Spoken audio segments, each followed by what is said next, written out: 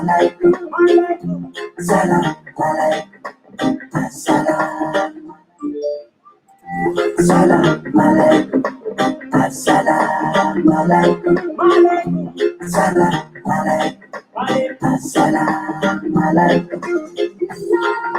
We stand divided, we fall. All we need is freedom. All we need is love. Free Africans, free. Free from slavery, free from slavery, free as up from slavery, free as up from slavery, free as up from slavery, free from slavery, free from slavery. Yeah. We're here to speak the word. We're here to stop the war. We're here to speak the word. We're here to stop the war. We're here to speak the word. We're here to stop the war. Salam alaikum, assalamu alaikum, salam alaikum, assalamu alaikum, salam alaikum, assalamu alaikum, salam alaikum, assalamu alaikum.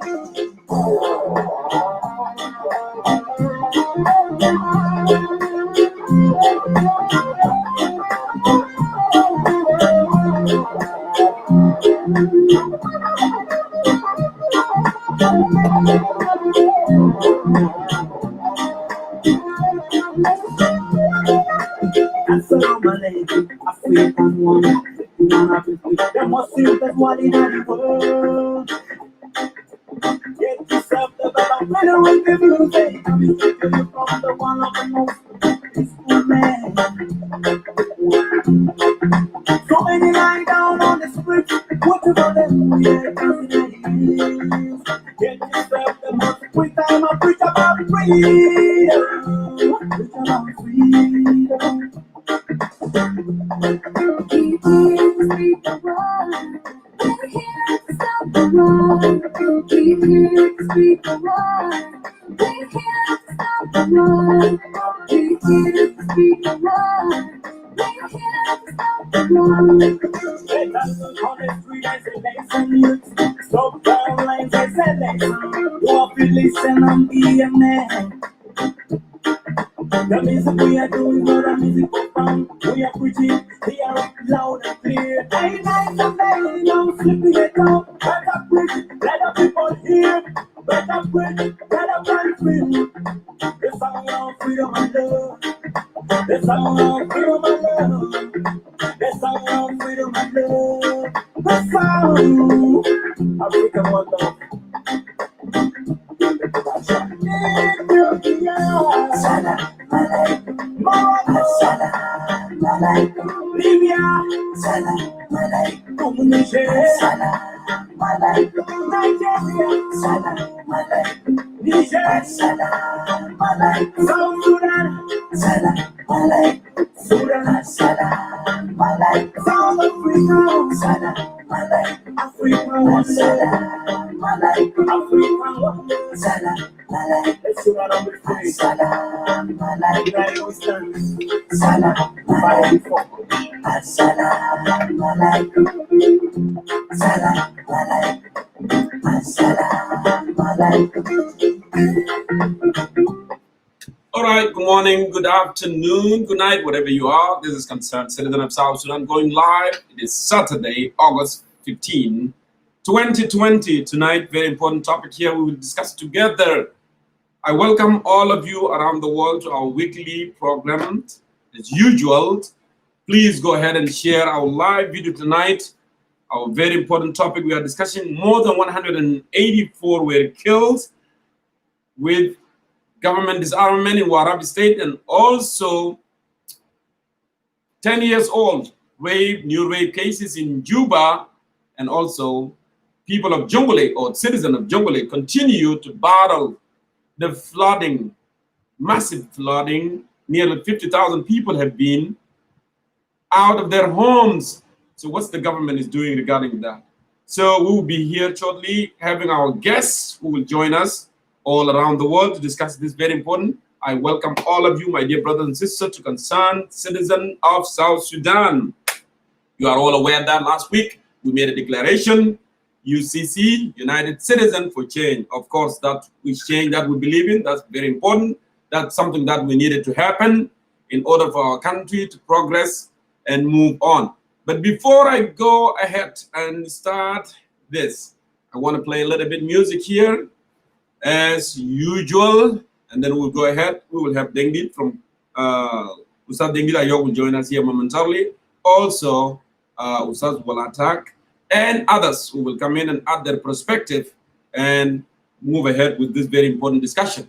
So thank you so much for tuning in, wherever you are. This is Concerned Citizen of South Sudan, the only truth, the only place for the truth here in Washington. So let me go ahead and play a little bit of music as we continue right here. Let me do this. And then we can do this.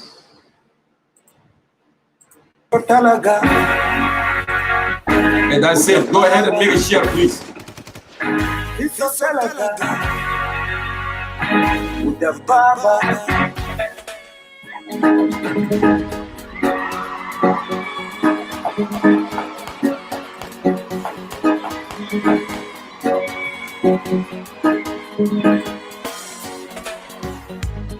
Anaindile kungisa kede wedila na fursa. Anaindile kungisa kede wedila na fursa. Finyar kutani ismu junub wele duwa fi zaman zuruf. Fijana tani ismu junub wele duwa fi zaman hurub. Abuto mutu makawaja umato mutu majalaba unyorkude azuraba azu school azu mederesa bitalayan azu mustashfa azu jameo azu kenisa mafru irabau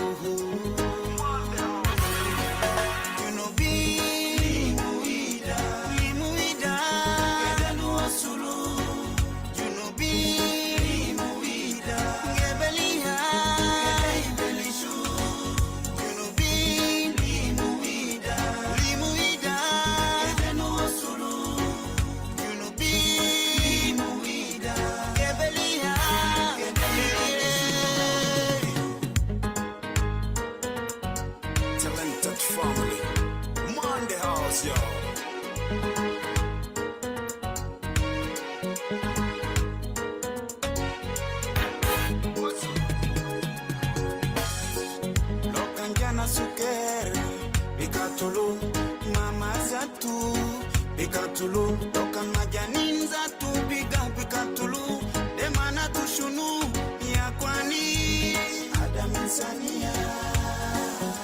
Loyal zatu biga bikatulu, demana tushunu ya kwani Adam insania.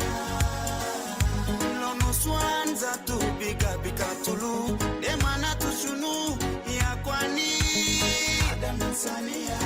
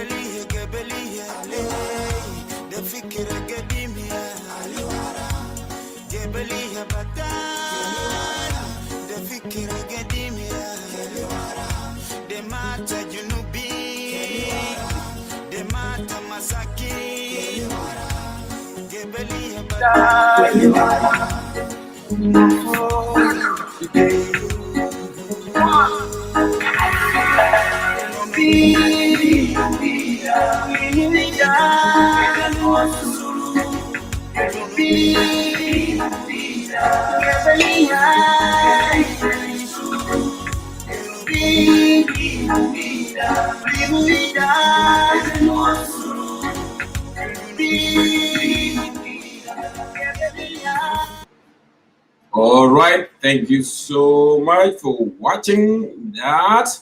Let me move ahead here, my dear brothers and sisters. As I said, tonight we are discussing very important topic, and you can see it here on the screen. Today we are talking about more than 148 were killed during government disarmament in Warrap State, and also 10 years old girl raped in Juba this week. And citizens of Jonglei continue to battle the flooding. So a lot of issues that need to be addressed in our country, and that's why we are here as the concerned citizen of South Sudan every week, coming out and discussing very important topic. And if we wanted to go back a little bit, before I get in my guests tonight, and everyone actually is involved, is invited today to add their perspective as well. And we have been talking for a very long time about the issues that are happening in South Sudan. What triggered these armed conflicts now going on in northern Toin, which is in Warrap State? The disarmament that the government started. Was it just a program that the government actually wanted to do to disarm those civilians, or it triggered by something that actually government has created it? I know many people will come in and say that we have been blaming government over and over again. Of course, because they are the one that causing all this massive, crisis in the country. And then we have to point a finger, because they are the one that doing that. So notice that actually it is a waste and it is a tragedy, for citizen life to be wasted. As you can see, nearly 148 were killed. And actually we are talking more than that as numbers keep coming in since yesterday. Actually, I'm hearing also that it is raised up to 200 people actually have been killed, in Warrap State with that disarmament the government started. Well, simple question that we can ask: was it worth it really for government to start the disarmament? Did they have any program in place? Are they going to secure those citizens? And who actually armed them in first place? To acquire these big artilleries, guns, machine like PCMs, and some light arms, also. Who armed them? It's the same government that want to disarm them tonight. And why do they want to disarm them? Because simply the huge anger when they kill Karbino Walagog. All of you are aware what happened when they killed Karbino Walagog. And then actually citizens on that area, they were not happy because it was killing cold blood. Now the government rushed it to go and disarm them because they knew what they have done so far. Okay, they knew what they have done so far. That's why we have to come here and ask a question of judgment.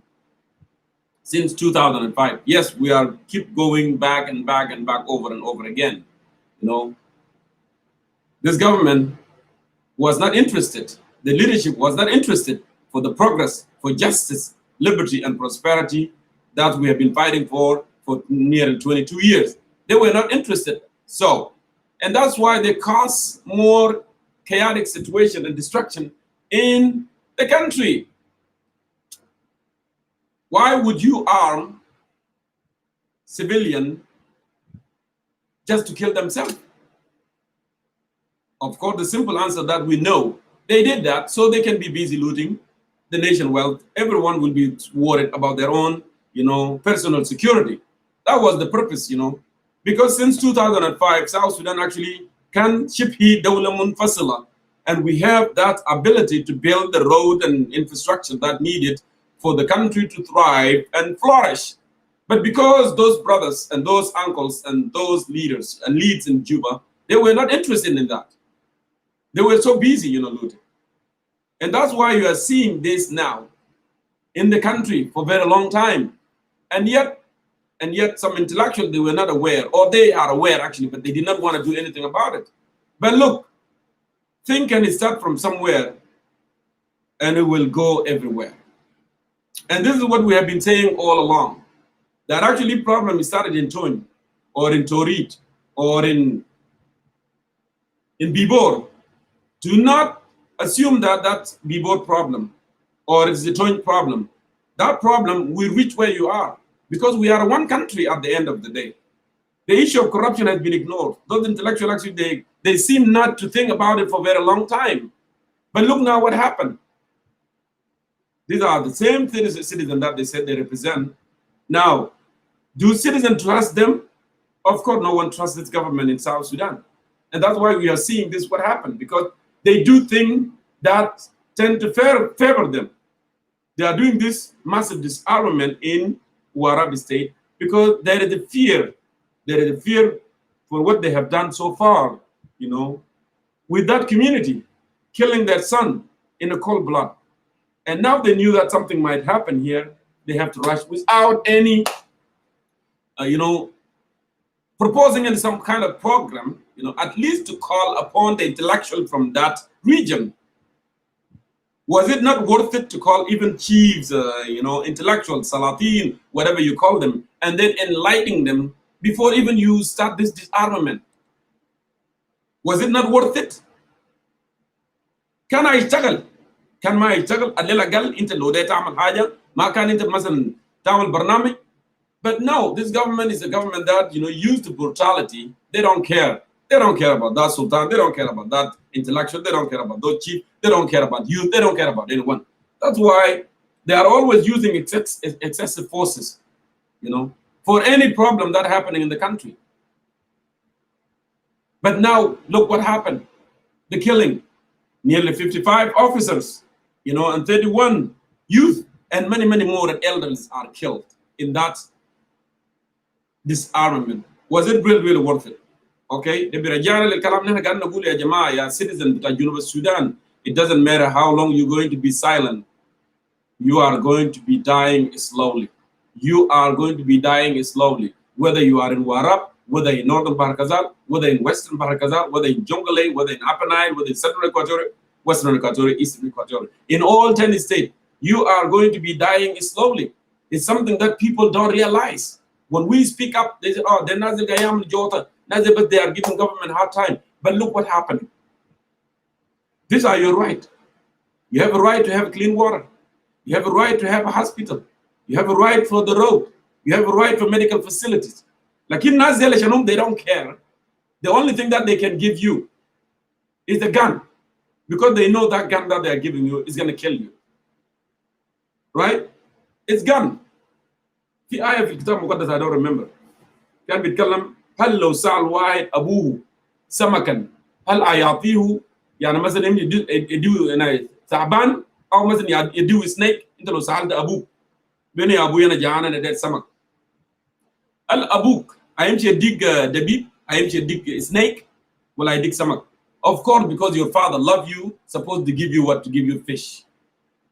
Like, that's not the case with the government that we have in our country. They are not going to give you a security. They are going to give you a poison, something that's going to kill you. That's exactly. So Jesus was talking about the love here. You know, when you care, and when you are really have that moral obligation, moral courage for your country, for your citizen, what are you going to do? You are going to care more. Enter the do samak. I'm not saying that go and, you know, what's a dim grush arm and whatever. No, but you will provide security for them. Like him, because you don't love them, because you don't care about them, you care about yourself. The elites care about their children. The elite care about their family. They care about their colleagues. That's why they are going to fuel the situation to give guns, whether in Rumbek or in Warrap or in Unity State or in Jonglei. That's what's happening in our country. And this is the time that we have been telling you, you need to wake up. Because actually, Nazir, they are not there for your interests. They are not there for the country. They are not there for your children. They are there for their own interests. Was it worth it? Is it worth it to keep them? It is not worth it to keep them. Why? Because if you go back, the the massive crisis citizen قاعدين يموتوا ما كان قاعدين يموتوا بطريقه زي ده. اجار ما كان قاعدين يقتلوا انفسهم زمن war struggle. ما كان في موت في نايدا في رومبيك in all these areas. ما كان في موت في في وراب. ما في. جنوبين ما كان قاعدين يقتلوا انفسهم. جنوبين كانوا عندهم their own one enemy. They know the common enemy is the government in Khartoum. That was their enemy. But look now, since 2005, look what had happened. Look what had happened. Mod be jo, mod be marat, mod be basaib, torturing, and all these things. And why? Is it really worth it? Is it what we have been fighting for? انت هربت عشان تتعذب، انت هربت عشان تموت بمرض، انت هربت عشان يعني تقتل ويعمل لك torturing. No. حتى نحن نتكلم لمصلحتك. بنتكلم لمصلحة relative مواطن العادي، مصلحة زول في الجيش الشعبي، مصلحة زول في سجون، مصلحة زول في جمارك، مصلحة زول في مستشفى، nurse, everyone. That's what we talk about. Do you think? Yes, some people they write, they said, why are you wasting time? Actually, time in the Gadhuda, you can do more. Yes, I can do more. But you know what? I can do something for my country. For you, intel jahil, intel ma btar buguk bitak. Because you don't know. لأن قلب بتاعك عميان. لو قلبك كان ما كان عميان أنت كنت بتعرف حقك وين. كان بتخد صوتك وصوتينا وصوت غيرنا ونقول no. This is not who we are. We were fighting for decency, for justice, liberty, prosperity. يا حاجة أنت حاربت من أجله. أنت وكتجيب من أول. You work 3 months to build farm. جيب من توريد. You work couple months to build farm. The جاي من unity. We work together. You knew it. عرفت أنت ده شنو؟ عرفت أنت ده تكون decent. تحترم. تكون بكرامتك. You knew it exactly what it take. مشيت عفيان. It didn't require any mother تمشي college وتمشي تكون زول خريج university وتعرف نظم بتاع الديمقراطية and all this thing. No, you knew it. So now the big brother is failing you, and you are keeping quiet, and you are saying no, actually I am going to be okay. It is not okay. عشان كده أنا ذكرت قبل إنه مشكلة ممكن يحصل في ورا، ممكن يحصل في تويت ميادي، ممكن يحصل في بور، ممكن يحصل في يي، وأنت تعمل إجنور تقول no ده مشكلة بتاع ناس يي، ده مشكلة بتاع ناس وين، ده مشكلة بتاع ناس لبنان، ده مشكلة بتاع ناس توين، ده ما مشكلتي أنا، لكن القضية دي هيجيك في النهاية هيجيك في مكانك اللي أنت فيه، لأن نحن كلنا جسم واحد. We are all one body, as we call ourselves one people, one nation. لو في حاجة وجع في كرعانك جسمك هيشربوه. ما تقول لا ده في كرعاني وفي يديني ولسه ما وصل قلبي هيصل لك. And that's why أنت بتعالجه. بتجيب دواء تكب فيه عشان يمشي. ليه corruption دي الناس ما كويسين دي they must be removed there. So disease cannot spread all over your body. And now look what happened. The disease has spread. And yet أنت لسه هناك. You see what I'm talking about? So since 2005 and all the way, they were not interested in Jamal. They were not interested in Junubin. That's why intermittent citizens are dying all over the country. And we tend to ignore, but now it's coming along.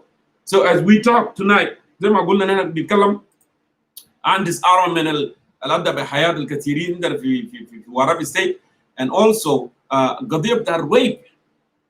قضية بتاع الريب 10 سنة. جنا 10 سنة. كده أنت بس think to yourself, as a brother, first place, as a father, as a sister, as a mother, as a grandmother, what comes to your mind? What comes to your mind? Of course, absolutely, some people they will come and say, Jonko, oh, ده ما شغل بتاع حكومة, because they don't know. لأنهم عارفين شغل بتاع حكومة شنو؟ وكان ما يقول الكلام ده. زول يجينا يقول, oh, actually that little girl, the 10 years old was raped by his uncle. Well, who is the protector? Who can protect me? Who can protect you? Who can protect people in the country? Are you going to say that, okay, they shogol bita umu wabu, they shogol bita khalu, then if uncle raped that little girl, khalas nana nasko nugul no, dema usra, they share bita usra. No, dema shan bita usra. This is ده شأن بتاعنا، ده قضية بتاعنا كلنا. Why أنا بقول ده قضية بتاعنا كلنا؟ لأن حكومة at the end of the day he'll be sending القوانين. حكومة is the one that enforcing the law. حكومة is the one that protecting the citizen in the country. So the notion that you will say, oh, لا ده قضية بتاعت أسرة وده قضية بتاع فلان، ما قضية بتاع علان وفلان. ليه نحن دايرين حكومة إذن؟ واي نحن هاربنا عشان يكون عندنا دولة؟ ليه هاربنا عشان يكون عندنا حكومة؟ ما عشان يكون في guidance، عشان يكون في law، عشان يكون في justice، في عدالة. لو في زول ارتكب جريمة حكومة بتجيبه، حكومة بيحاسبه. ده طريقة الناس بيتنظموا به. يا جماعة let me tell you one thing. ما تشوف الدول الغربيه دي كلها اللي احنا قاعدين فيه ده زي امريكا واستراليا وكندا ويوروب all this thing، ما تقول ناس زي يعني they are like angels. they are not angels. ناس ما نزلوا كده زي ملائكه من السماء. they are ناس، هم ناس زينا كده. they are people بيرتكبوا جرائم. في ناس منهم greedy، في ناس منهم عندهم طمع، في ناس منهم بتاع corruption، في ناس rapists، في ناس بطالين. but what make them go straight؟ اللي بيخليهم يمشي بطريقه دغري شنو؟ القانون. ما قانون بس يكتبوه في البوك and it will be there sound beautiful and nice وكل زول يقراه وخلاص وانتهى كده. لا. there is an enforcement. it has to be enforced. that's what make people good. لأن in this world ولا في العالم اللي احنا بنعيشه اليوم the law of the nature، في ناس they don't care about the law of the nature which is the law of the God. you can go to church، انت تمشي جامع تعمل whatever you wanted to do is okay. that's good. لكن human being بطبيعته، الانسان بطبيعته اللي بيخليه يمشي يكون كويس ده القانون اللي بينفذ، الناس اللي اتفقوا عليه. وده السبب يعني انت when you say that ده موضوع بتاع ولد عمي وده موضوع بتاع اسره وده موضوع بتاع عيله، لا. اي جريمه بيرتكب في الدوله، اي جريمه زول بيرتكب ولا ارتكب ضد جناه ولا ارتكب ضد ابوه ولا ارتكب ضد اخته ولا ضد عمه ولا اخوه، ده جريمه ضد الدوله. لانه هنا في قوانين اساسا تم تسنينها، في قوانين سنوا ان المرتكب الجريمه يعاقب. الجريمه الزول اللي بيرتكب ده جريمه ضد الحكومه، ده جريمه ضد الدوله. فلذلك انت ما تجي هنا تقول لا ده الاهل وده الاعلان، لا ده جريمه ارتكب ضدنا كلنا. لان نحن كلنا اتفقنا ما في زول. نحن حاربنا عشان شنو؟ يكون في عداله بيننا، ما يكون في ظلم بيننا، ما يكون في زول يعتدي على اخر. عملنا على الكلام ده. اذا لما يكون في زول يجي يرتكب جريمه ده ضدنا كلنا. لو الاسره قال يا اخي نحن عافينا زول، لا انت نحن ما بنعافيه، لان ده جريمه ضد الانسانيه والدوله ذاتها. فاهم الكلام ده؟ الناس ما فاهمين شغل الدوله شنو. لان كثيرين بيكتبوا يا اخي انت why you talk about this or none of your business. It's not none of my business. It is my business. It is my business as a father. It is my business as a brother. It is my business as a citizen. Of course زول اللي بيقول كلام ده none of your business he is not a citizen. لانه ما فاهم معنى بتاع السيتيزن شنو، ما فاهم معنى بتاع المواطن شنو. لان انت مواطن غيور بيهمك شأن بتاع بلدك، بيهمك، بيكون مهم جدا جدا، بيهمك شأن بتاع الوطن بتاعك. انت ما تقول لا في حاجه حصل هناك I don't care about it. اوكي I don't care about it. او مثلا في قضايا قاعد يحصل في امريكا، في ناس بيموتوا في امريكا قال خلاص طالما في ناس قاعدين يموتوا كثير في امريكا انت why you talking about issue بتاعنا؟ Well they are doing their thing. They are taking care of their people. I'm not making contrast to the United States and South Sudan, but at least they are taking care of their people. Okay. المجرم بيفتشوه يجيبوه بالعداله، لكن هنا في بلد بتاعنا زول المجرم ده بيعملوا ريوارد. فكيف انه مثلا ناس كثيرين ما يرتكبوا جرائم؟ لانه الليله ده لو ارتكبت جريمه وما حصل لي حاجه الزول الثاني ده يقول خلاص ما جونجر امبارح ارتكب جريمه ما حصل له حاجه، جونجر امبارح سرق ما حصل له حاجه، جونجر امبارح عمل ريد ما حصل له حاجه، جونجر امبارح دق زول ما حصل له حاجه، خلاص انا كمان I can do it. That's how it is. لان انسان الزول الكبير اوكي they learn through action enforcement. الزول الكبير الزول البالغ من 18 اللي فوق they learn through discipline. الزول الكبير they learn through discipline. بيتعلم من شنو؟ من العقاب. اما الطفل الصغير they learn through شنو؟ teaching. اوكي they learn through teaching. لان انت النورمز انت بتعلمه له في المدرسه وفي بيت كده they learn it اوكي and become norms become culture to them. لكن الزول الكبير جا دخل خلاص بس في صف وهو ما كان عارف كان في شنو، هو كان عايش في غابته يتعلم شنو؟ يتعلم من ايه؟ يتعلم من العقاب. لان زول اللي عمل ريب ده لو دخلوا السجن وحكم عليه بالاعدام بكره الناس ثانيين في الهله بيكونوا خايفين. He's not going to do the same thing لانه هو هيعرف النتيجه بتاعه شنو. عرف النتيجه بتاعه شنو؟ الزول اللي قدامي ده حصل له كده عمل كذا وكذا وحصل له كذا. So انا I have to be careful. زول اللي قدامه لو سرق قروش اوكي وشغله وده سجن وصادر امواله وخلاص فور جود. الناس الثانيين ديل القاعدين في السيستم ديل they will not do the same thing لان he knows هو لو عمل نفس الجريمه وهيخش في شنو؟ في المساله الزول ده خشب فيه. فبالتالي شنو انت كده بتكون you save the community, you save the society من الجرائم المفروض كان يحصل. لان الناس دائما they learn from one another, they learn from what happened yesterday, they learn from this guy what happened to him. لو هذا كويس هيتعلم منه، لو هذا كعب هيتعلم منه. لكن لو زول مجرم بيقتل ريب بيسرق ما بيعملوا اي حاجه. What do you think? What are we teaching our people? We are not teaching them anything good. We are not teaching them discipline. They will say it is okay. حتى الجنة القائم بيقول it is okay. زي ما انت بتعلم جناك في البيت انه مثلا معاني الساميه والكالتشر والتعامل الكويس والاحترام وكده ده. لو ما شاف الكالتشر لو ما شاف الاحترام ده في بيته ومعامله الكويس الناس قاعدين he will not learn. بيقول it's okay to cuss on people. شتم ويعمل وتسرق وتعمل. الطفل بيقول is okay. It's the same thing في society. فانت اللي بتقول لي يا اخوي ولا يا اختي اللي انت بتقول لي يا اخي none of your business, it is my business because I am a citizen and I care. But because you don't care, Lano, I will call you what the Greek categorized the tribal, the tribal mentality or the distractionists. They don't care. They want to grab what is around them. They want to grab, they want to take whatever they have. Those are the people that don't care. داير يسرق داير يشيل داير ياكل اخوي هناك شغال في حكومه ابوي شغال هناك خالي شغال هناك okay this is our time we can get our whatever we can get. ناس ديل ما عندهم moral, they don't have moral obligation, ما عندهم مسؤوليه اخلاقيه, they don't have, and we see them here in social media too. لانه when something bad happened in our country and we stand and we start talking about they resist it, they resist بيقولوا انت وين ده انت ما قاعد هناك وما اعرف ايه شنو. I'm going to tell you this, take it from me. لو كان في ثقه بين المواطن في جنوب السودان والحكومه ما كان بيكون في ريزيستنج لما يكون حكومه جاي وداير يعمل disarmament. لو في ثقه ما في كان بيقول يس يا ده شيلوا سلاح.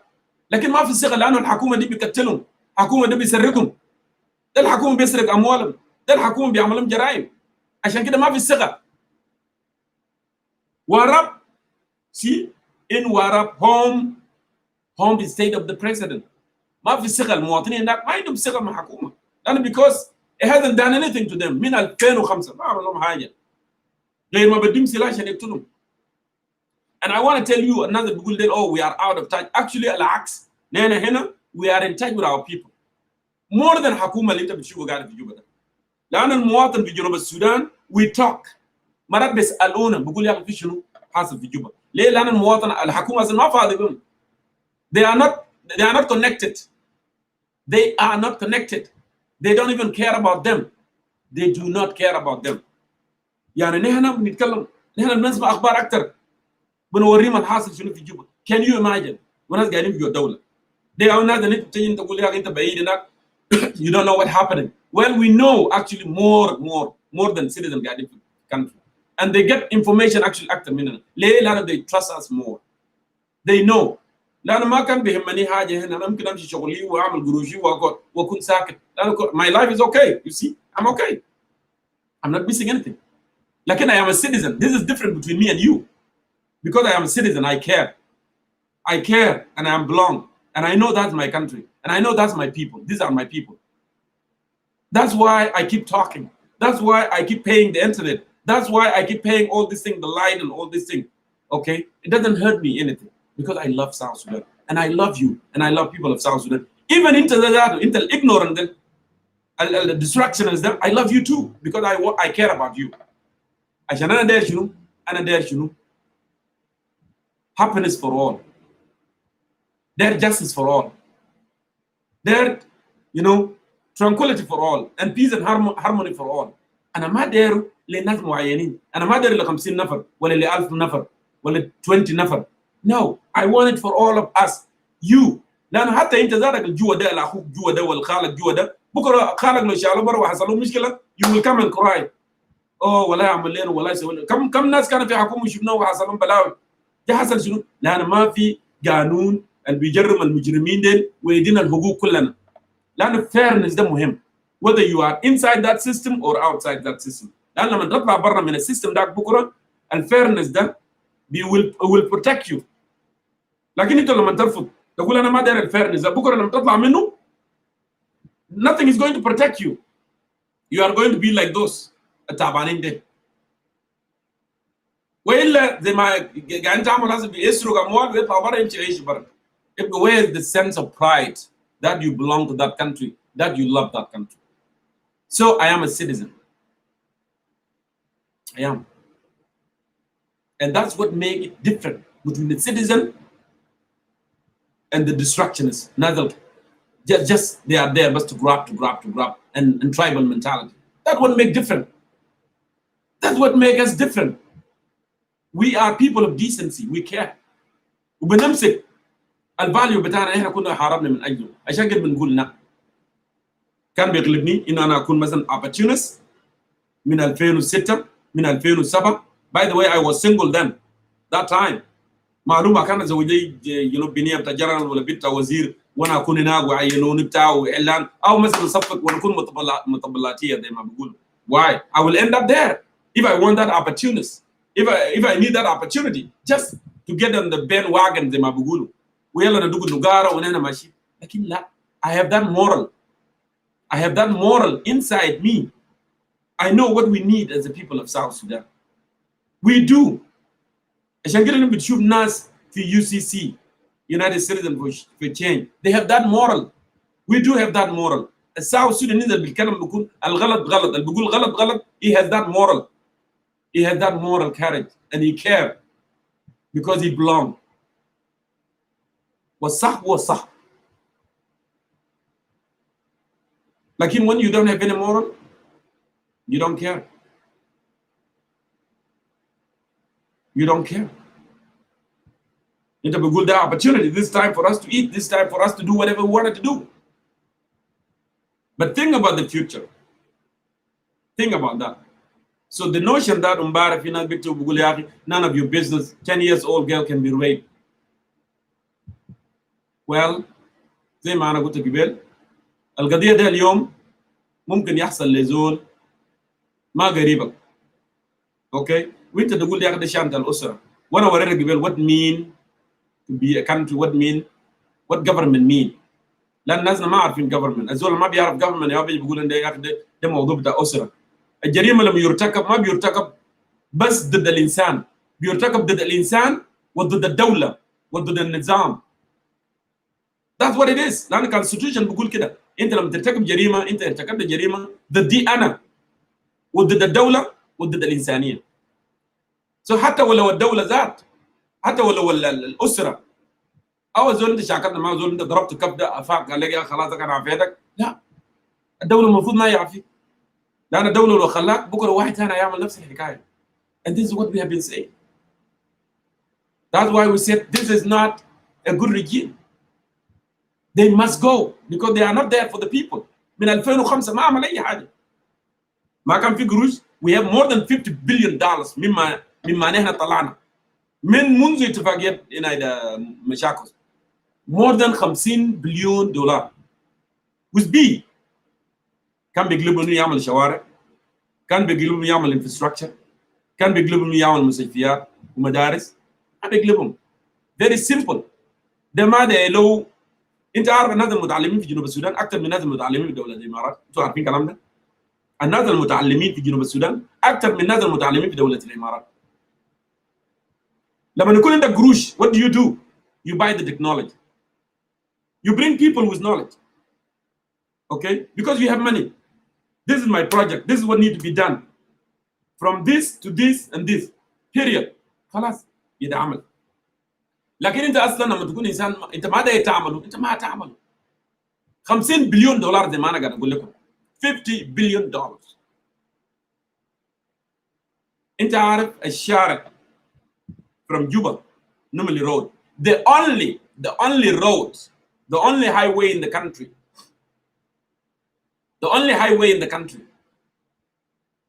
it was not constructed by South Sudanese money.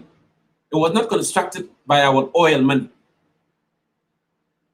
America did that. Of course, America cared about us because they did that Sudan lifeline to feed our refugees and, you know, even Jesh Shabi in 90s. Like a lot of idiots here, they forget about that.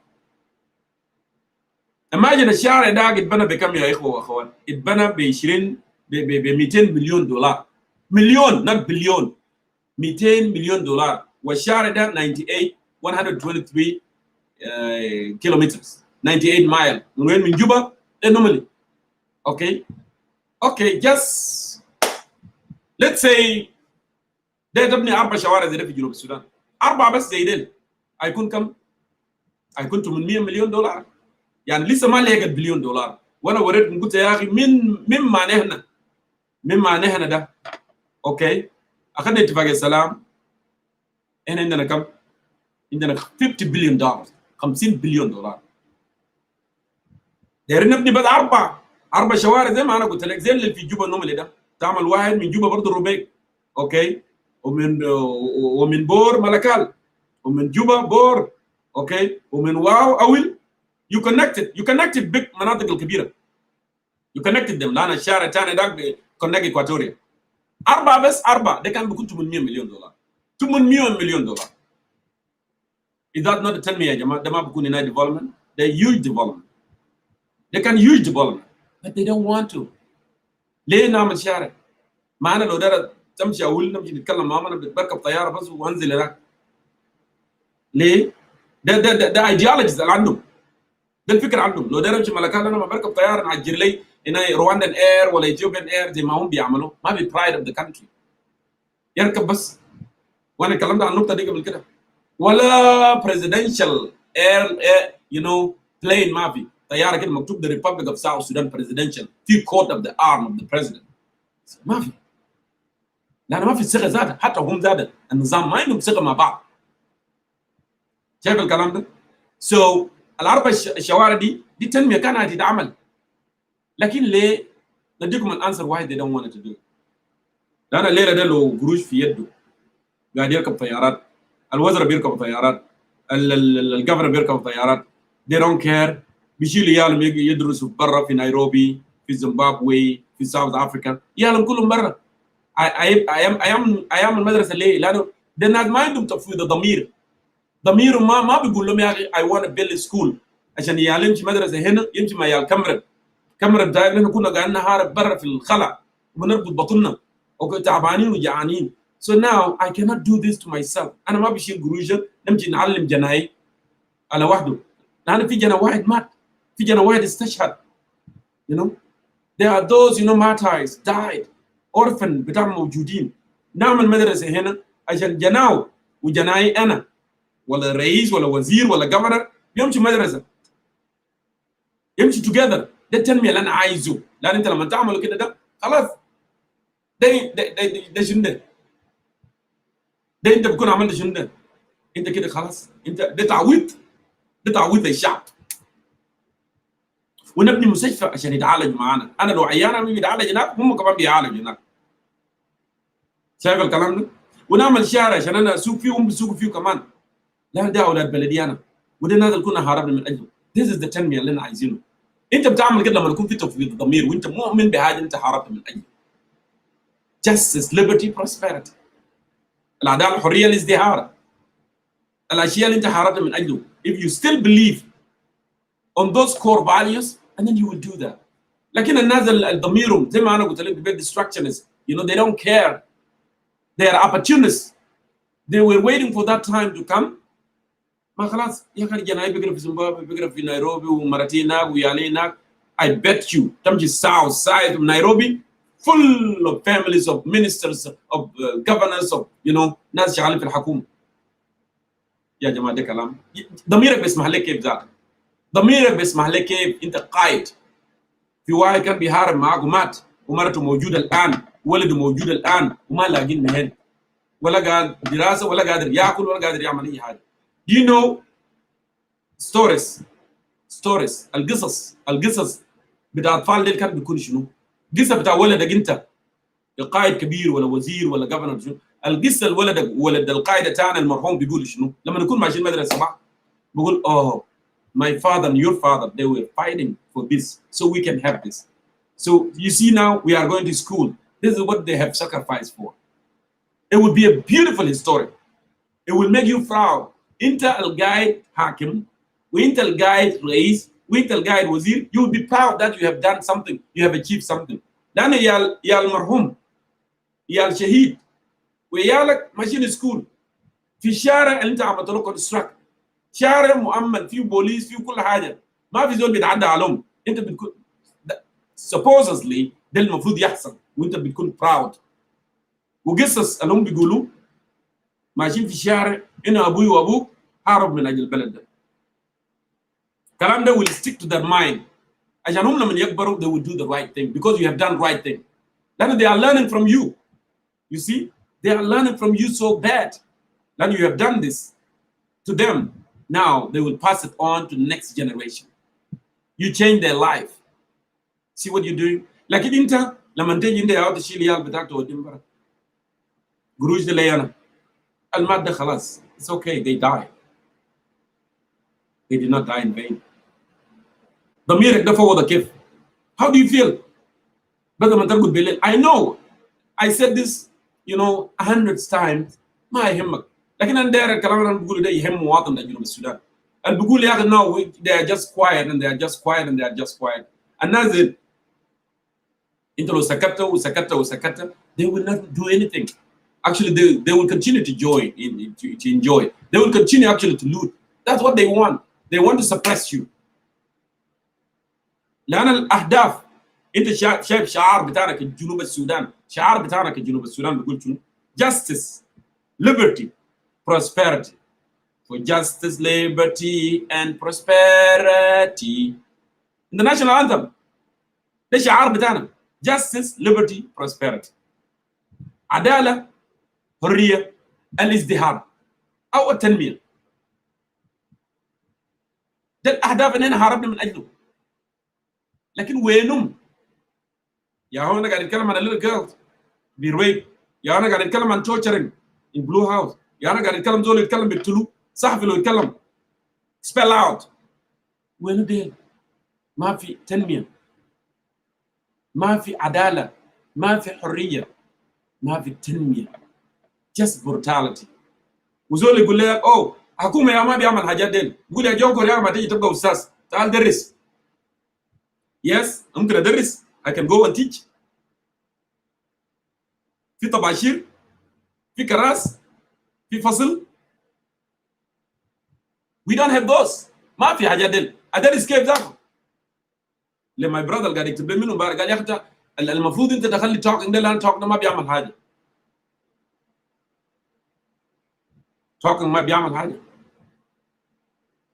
If we did not mobilize, if our fathers, our uncle did not mobilize in 1983, ما كنا لقينا الدولة اللي احنا بنستمتع بها اليوم. Talking will do something. Will educate you. لأن أنت ما بتعرف right بتاعك my brother. It will educate you. So you will know. It is going to educate you. في حاجة أنت ما بتعرف المفروض تسأل and then we can help. The same thing to me. في حاجة أنا ما بيعرف المفروض أسأل وأنا بيعرف. But do not suppress. Do not shut me up. لأنه الناس بيتعلموا وحاجة الكويس بيجي لما الناس يتكلموا. And when we point out something wrong, عشان الناس يجيبوا من حاجة wrong ده. بعدين you cannot do the same thing and expect a different result. لأن الناس دي تشوفها من 2005 ل 2020. رئيس الفكير قاعد. لو هو ما عمل شارع من الزمن ده، ما عمل مستشفى من الزمن ده، ما في عدالة من الزمن ده، وناس قاعدين يموت. Just tell me. Tell me one reason إنه هو هيعمل حاجات ده من الآن ولا من 3 شهور الآن ولا الشهر الجاي ولا 5 اللي جاي. But just tell me, just prove that to me. Of course not. And also, the topic we are still talking about the Jonglei, massive flooding that our people are affected. But Hakuma, even they did not even want to declare the state of emergency. They did not want to declare that state of emergency.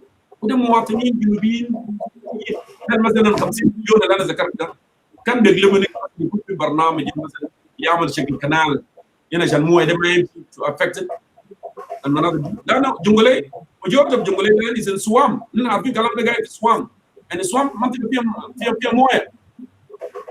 Anyhow, I will continue as talk. Ustaz Dengida Ayok Al Kadib Al Kabir. Wasafi, welcome to Concerned Citizen of South Sudan. It's good to see you, brother, tonight in this very important topic. Thank you, Ustaz Dengida. Thank you very much, Ustaz Jonkor. I appreciate the program and the great topics that you have brought up for the discussion tonight. I greet all the viewers who have tuned in to follow the show tonight, wherever they have tuned in. We have 3 topics. Yes. We have 3 topics to talk about. So I would like to begin with the issue of Jonglei. Yes. In Jonglei, we have 2 problems. Number 1 is floods. That is in Jonglei. Number 2 is violence. Yes. But let me talk about floods. I will come later on to say something about armed violence in the area. So, as we all know, Jonglei is suffering from heavy floods as a result of heavy downpour in the last 2 weeks. Yes. And the areas that are affected by the floods are Bor town itself, and Twitch East and Duke counties. Within Bor itself, you have 2 areas like Hai Pangak. There is a residential area in Bor that is called Hai Pangak. And Achebdiar. 2 people died there. One is a woman. She was found dead after she was carried away by the flood, and she got drawn in the water. So this is very sad.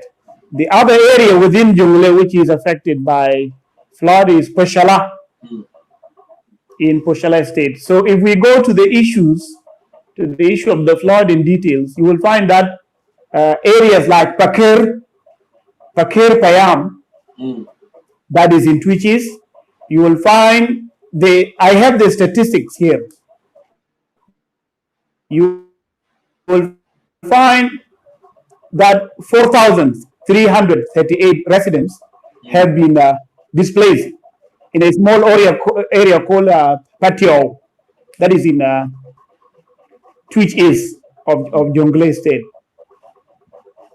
The statistics I'm given are based on the media reports that I read throughout the week.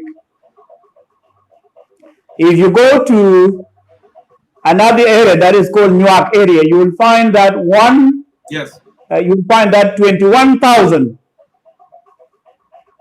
and 72 people left their homes. That is in the area of Wangule within Jonglei State. They have left their homes to the higher ground so that they are safe. They go to the safer area from floods. If you go to there's another area called Leaf area that is within Twitches, you will find that they have the estimated, the statistic given here is 21,240 in these areas, and in Leaf and surrounding areas, not only in this area, Leaf and surrounding areas or surrounding villages have been displaced to another area that is called Panyagor. They have left Leaf area and the other villages surrounding Leaf, and then they are displaced to Panyagor town and other areas there in Jonglei State. So the displaced people are now in the open areas. They lack shelter, and they lack food. And at night they are suffering from mosquito bites. You see how people are suffering in Jonglei. If you go to Panyagor, you will find this number of people. So you have first 3,720, and then you have 21,072, and then 21,240. This is only in Twitch East and two counties of Jonglei State. Yeah.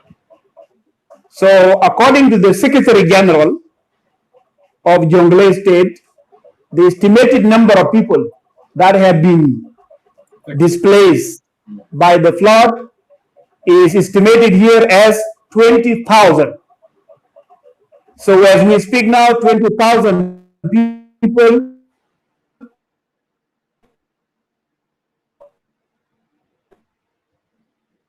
Hopefully this thing will work clearly so we continue to something.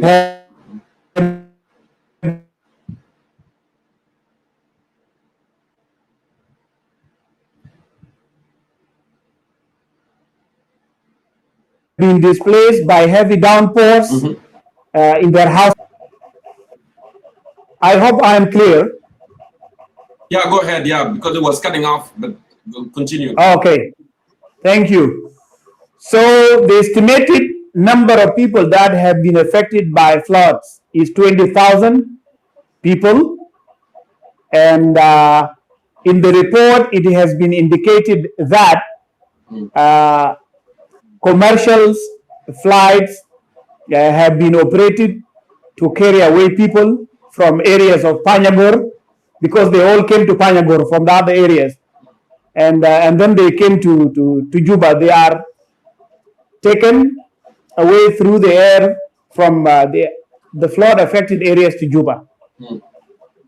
So the humanitarian situation for those who are still in Jonglei is worsening every day. There is no food, there is no shelter, and they are suffering from lack of mosquito nets because there's not.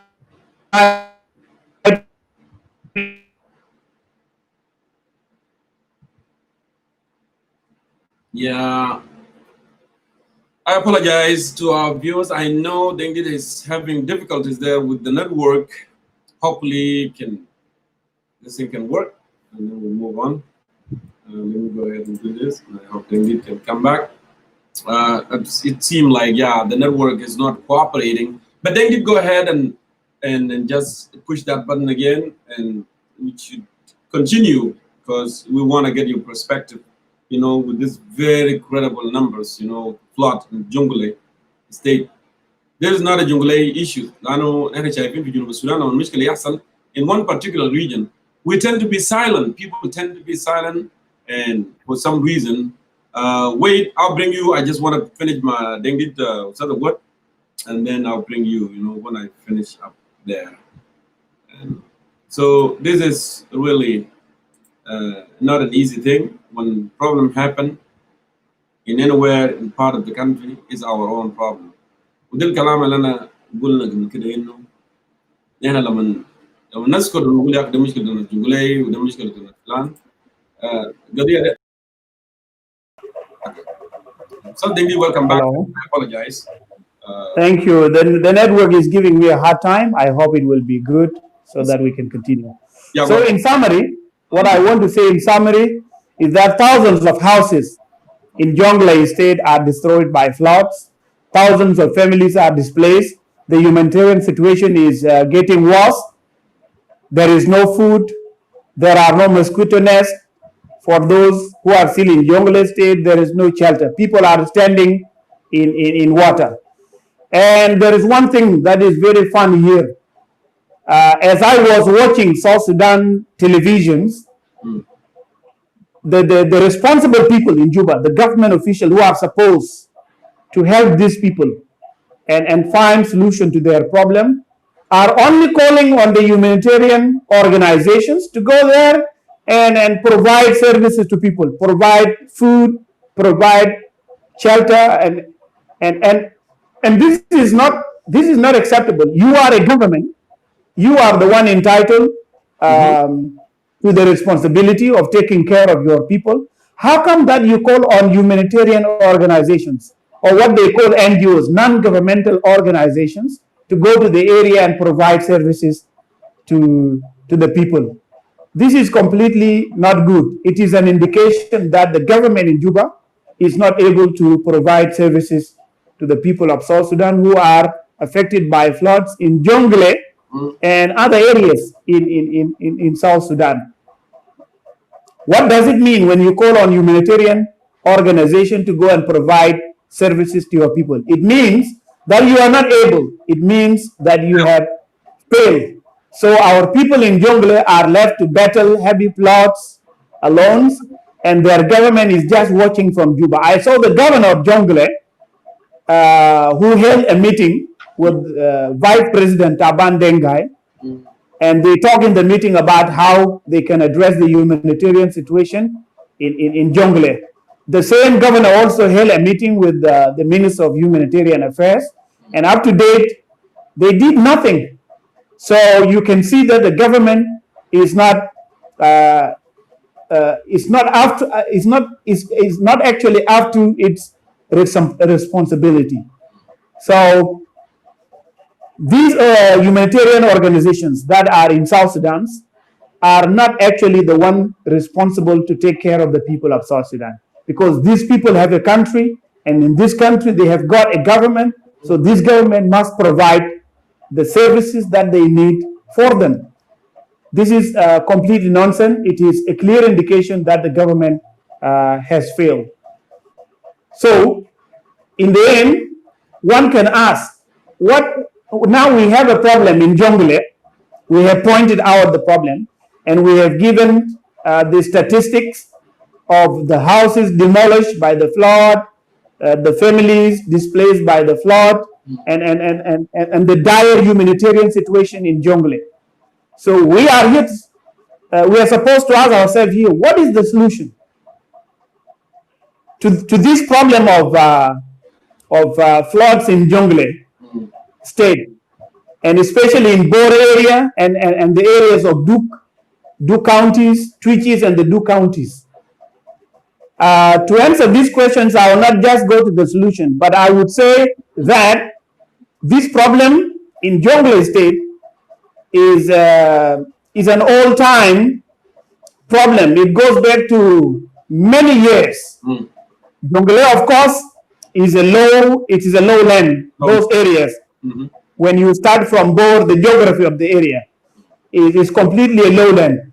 Part of this area, Jonglei actually, in the east of the Nile, the eastern part of the Nile, and the western part of the Nile, which is the Lake State, part of it is a Warrap. Yeah.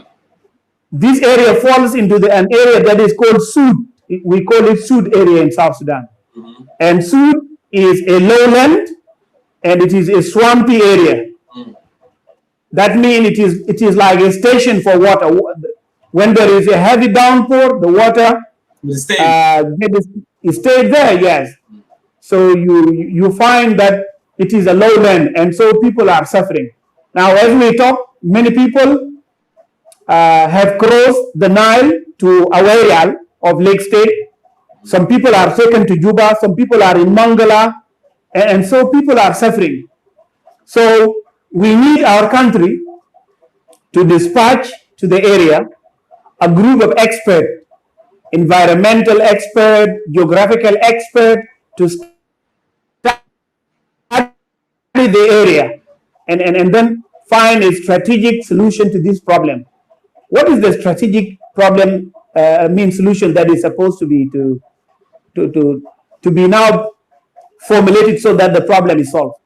In 1970s, in early 1970s toward the beginning of 1980s, they came with a solution. Yes. You will now recall the issue of Jonglei Canal.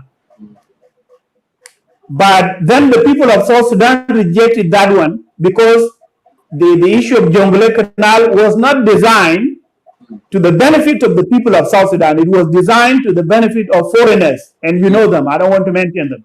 Yes.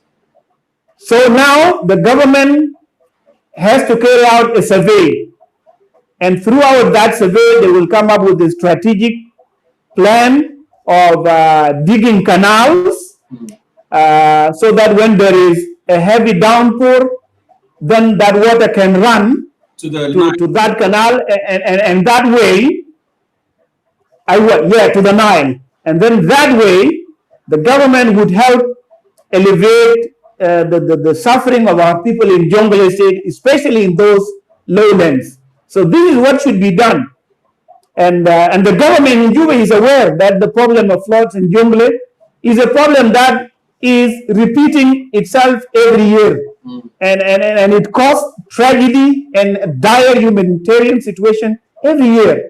So we need funds to be allocated for this project so that this problem is solved for once and for good, so that our people can find rest and so that our people can find peace. As I talk to you now, many people leave Jonglei State, especially in the Dinka areas. Yes. In the areas of Bor and Twitches, they go to Central Equatoria with their cattle. They leave their lands and then they go stay there. Why? Because their cattle cannot live in water, and they themselves feel that the area is not good. So they go to Central Equatoria and they stay there until the water receded back, and then they go. And while they are in Equatoria or in Central Equatoria State, you'll find the local people there complaining of the existence of cows, because they are agricultural societies or communities, and they don't want to see cows around, because cows cattle destroy their crops. So the issue of floods in Jonglei State, you can see now, is creating another problem, and over years people have been talking about these problems. So this is what I see as a solution to the problems of floods in Jonglei State, and to the humanitarian crisis that it creates every year. So this is what I can say about the issue of floods in Jonglei State. Yes. If there are questions or from you or from the audience, then I can answer them. Yes, actually, I have a couple of questions, and I will ask a couple of questions later as well. Ustaz Dengit, since 2005, University of Sudan can ship a Muslim fossil, and still wastes, a lot of money, nearly $50 billion. So now, the only road that has been constructed in South Sudan is Juba Normally Road. It was constructed by United States, USAID, with $200 million. Now, that's right. مواطنين بتاعنا في جنوب السودان, they have been so patient. They put up with whatever. Yeah. Is it because they do not understand, this government actually is not serving their interest? Because we are aware that لو حكومة ده كان داير يعمل construct road ولا يبني مدارس ويبني hospital من 2005 all the way 2020 كان عمل. So now, what reason? How مثلا, is it citizens don't know their right, or what is it? I fail to understand. When you talk about this, is it because of lack of understanding what is the role of the government and why we fought in the first place? What is it? I fail to understand. Lamanzol مثلا يجي تقول يا أخي ده ما شغل تحكم إنه مثلا ما يكون في كده وما يكون في كده. ما شغل تحكم مثلا إنه جنا عمل له ريب. ما شغل تحكم إنه في مطر نزل. Well, كده أنا دايرك تفهمه the role of the government, the role of citizen, and what should have been done all this along. شكرا لك كثير. ده سؤال افتكر سؤال كويس جدا. يا جماعه في قضايا متعلقه بالمواطنين في اي بلد، دي قضايا الحكومه يا بتكون مسؤوله عنها.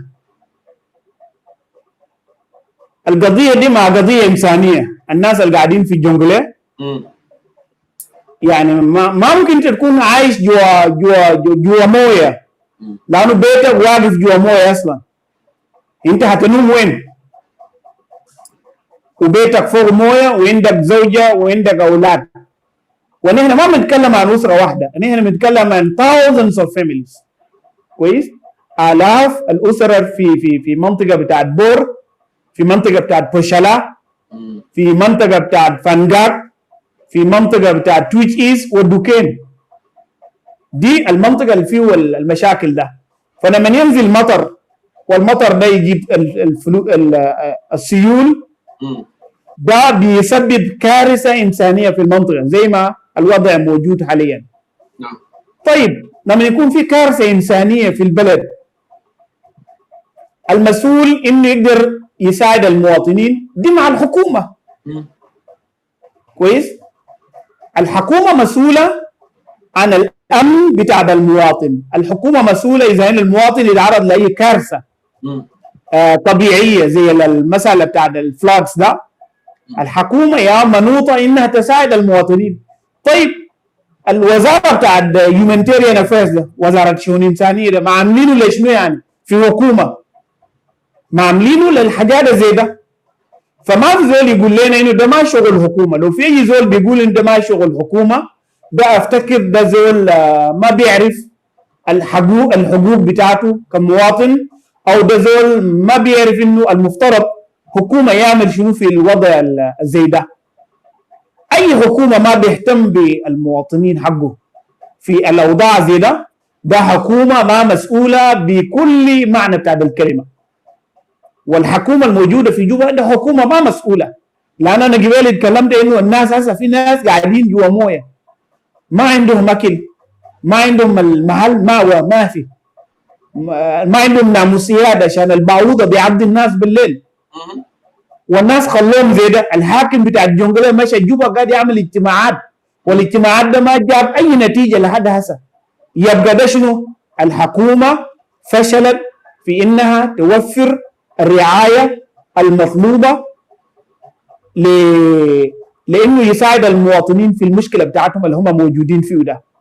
فده كلام نحن نقدر نقوله لاي زول بيقول ان ده ما شغل حكومه. ده شغل حكومه. الحكومه مسؤوله في حاجات كثير. يعني انا كمواطن، حكومه مسؤول انه يوفر لي شغل. الحكومه تخلق الوظائف. حكومه بتاع جنوب السودان ده ما بيخلق وظائف للمواطنين حقه. مواطنين يكونوا تعبانين من اي كارثه انسانيه، الحكومه ما بتقيف معهم، او الحكومه بيختفي بس بالظهور في الاعلام والحديث عن المشكله، لكن ما بينزل على ارض الواقع عشان يقدر يساعد المواطنين. المواطنين برام are battling الفلودز. انا شفت صور في السوشيال ميديا للزول ده الجنرال جوغرياك اللي كان رئيس اركان بتاع الجيش في بور. هم بيحاولوا يعملوا بيسموه شنو؟ بيعملوا دايك. بيحاولوا يبنوا شنو؟ يبنوا دايك كده عشان يسدوا مويه.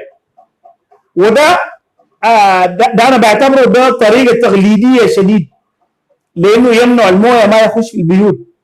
لكن وين الطرق الحديثه اللي نحن قلناه قبل؟ فده الرد بتاعتي للسؤال ده. الحكومه مسؤوله في حاله انه في كارثه انسانيه في الدوله، الحكومه مسؤوله انها تساعد المواطنين وتطلع من المشكله. اي حكومه بخلي المواطنين بتاعهم في اي مشكله، دي ما حكومه مسؤوله، وبالتالي ده حكومه يجب انها ما تكون موجود كحكومه اصلا. This is what I can say. Yeah, you're right, Ustaz David. And I think it's maybe too, I will add a point here. إن الناس بتاعنا ما عارفين شغل الحكومة ولا ما عارفين حقوق بتاعهم. لأن أساساً when we talk about the job creation or an opportunities for the citizen, youth, whatever you call it, It's not necessarily في كل زول يجي يشتغل في الوزارة. It's not necessarily في كل زول يجي يشتغل شنو في رئاسة الجمهورية ولا يشتغل في أويل. ما أنت عشان تبقى في الحكومة ده وده السبب بيقولوا إحنا هربنا عشان عايزين justice, liberty, prosperity. أنت حكومة ده you have to have an ideas. You have to hire people who will bring in good ideas, which mean for instance عندنا أويل في جنوب السودان ده المورد اللي هم بيستخدموه. طالما في أويل وده المورد بيستخدموه.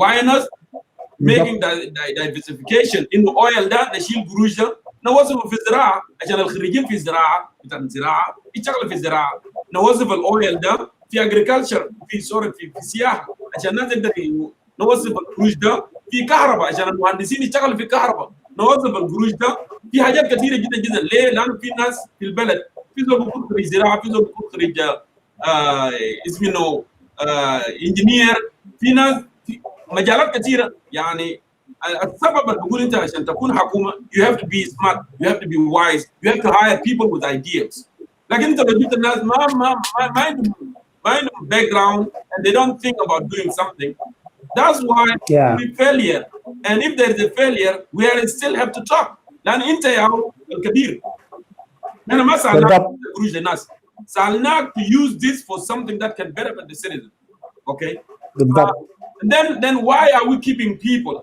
since 2005 they are not able to change our life they are not able to bring security they are not able to do infrastructure they are just taking their kids out and they are looting the wealth of the nation for their own benefit why citizens are keeping them then you know that's my next question something go ahead ده طبعا شكرا لك انت عملت توضيح كويس ده طبعا مشكله بتاعت المواطن انه كتار من المواطنين بتاعنا ما عارفين انه الحكومه واتشد الحكومه دو فالحكومه لازم يجيف معهم في الاوضاع زي الوضع اللي نحن اتكلمنا عنه قبل شويه ده فنحن كمواطنين لابد ان احنا نكون عارفين حقوقنا الحكومه دي طبعا معروفه حكومه فاسده من 2005 لحد الان في عندنا قروش بتاعت البترول عندنا قروش ذاته يعني دونيشنز جاء من الدول الصديقه القروش ده مشى وين ده سؤال يعني لازم يطرح القروش ده ما مشى لجيوبهم ده شيء معروف اي زول بيعرفه لانه القروش دي مفترض يظهر لنا في شكل طرق مفترض يظهر لنا في شكل مستشفيات مفترض يظهر لنا في حلول زي الحل بتاع المشكله بتاع فلودز ان جونجلي ستيت لكن للاسف ما ظهر لنا اي مشكله وكل سنه مطر بينزل في جونجلي وناس بيكونوا في نفس الوضع وما في حلول يبقى الناس دي ناس ما مسؤولين كويس ولو هم ما مسؤولين they must go because they don't know what are they supposed to do as a government يعني they are not there to stay in offices عشان يقعد في المكتب مكيف ويستقبل ضيوف او يوقع على الاوراق وهو قاعد في المكتب او يسافر برا بقروش بتاع الدوله عشان يمشي يحضر مؤتمرات ده ما يهم شغل او يكون راكب عربات بتاع الدوله ويكون ذاته العربيه بتاعته ده الفيول حقه بقروش بتاع الدوله وساكن في بيت الدوله ذات البيت اللي ساكن فيه المسؤول ده ما بيت حقه ده بيت دوله موديه له ده ما يهم شغل الشغل انه الناس دي اللي يكونوا قاعدين يخدموا المواطن اذا بيتي دم السيول الحكومه ده يجي ويقدم له المساعده ومش يقدم له المساعده بس يحل المشكله بتاع السيول ده نقطه ضروريه جدا لكن الحكومه دي ما قادره تعمل الحاجه دي الحكومه دي فالحه في انها تخلق مشاكل في المناطق اللي نحن موجودين فيها كلها then we tell our citizens that the government we have in Juba is not a responsible government. It is a very irresponsible government by all standards. And therefore, this government must go. Who will let it go? It is you and I. We, the people of South Sudan, are the one to work hard and unite ourselves so that we let this government go. Because they have failed us. You can see their failure in the issue of Jonglei, floods in Jonglei. And I just talked about floods. I did not go to the issue of violence. You all know that the president has declared a state of emergency in Jonglei State as a result of communal violence that is happening there between the Lawnware and the Morley people and then the Boer Dinka people. So the president dispatched his deputy, James Waniga, to the area to find a solution to the problem. And then we saw James Waniga kneeling down in front of the Dinka elders in Boer, pleading to them to stop their youth from attacking the Morley areas, pleading to the elders from Lawnware area to stop their youth from going to areas of Gumro, the area of Likwangule, the area of Pibor, to go and attack the Morley people there.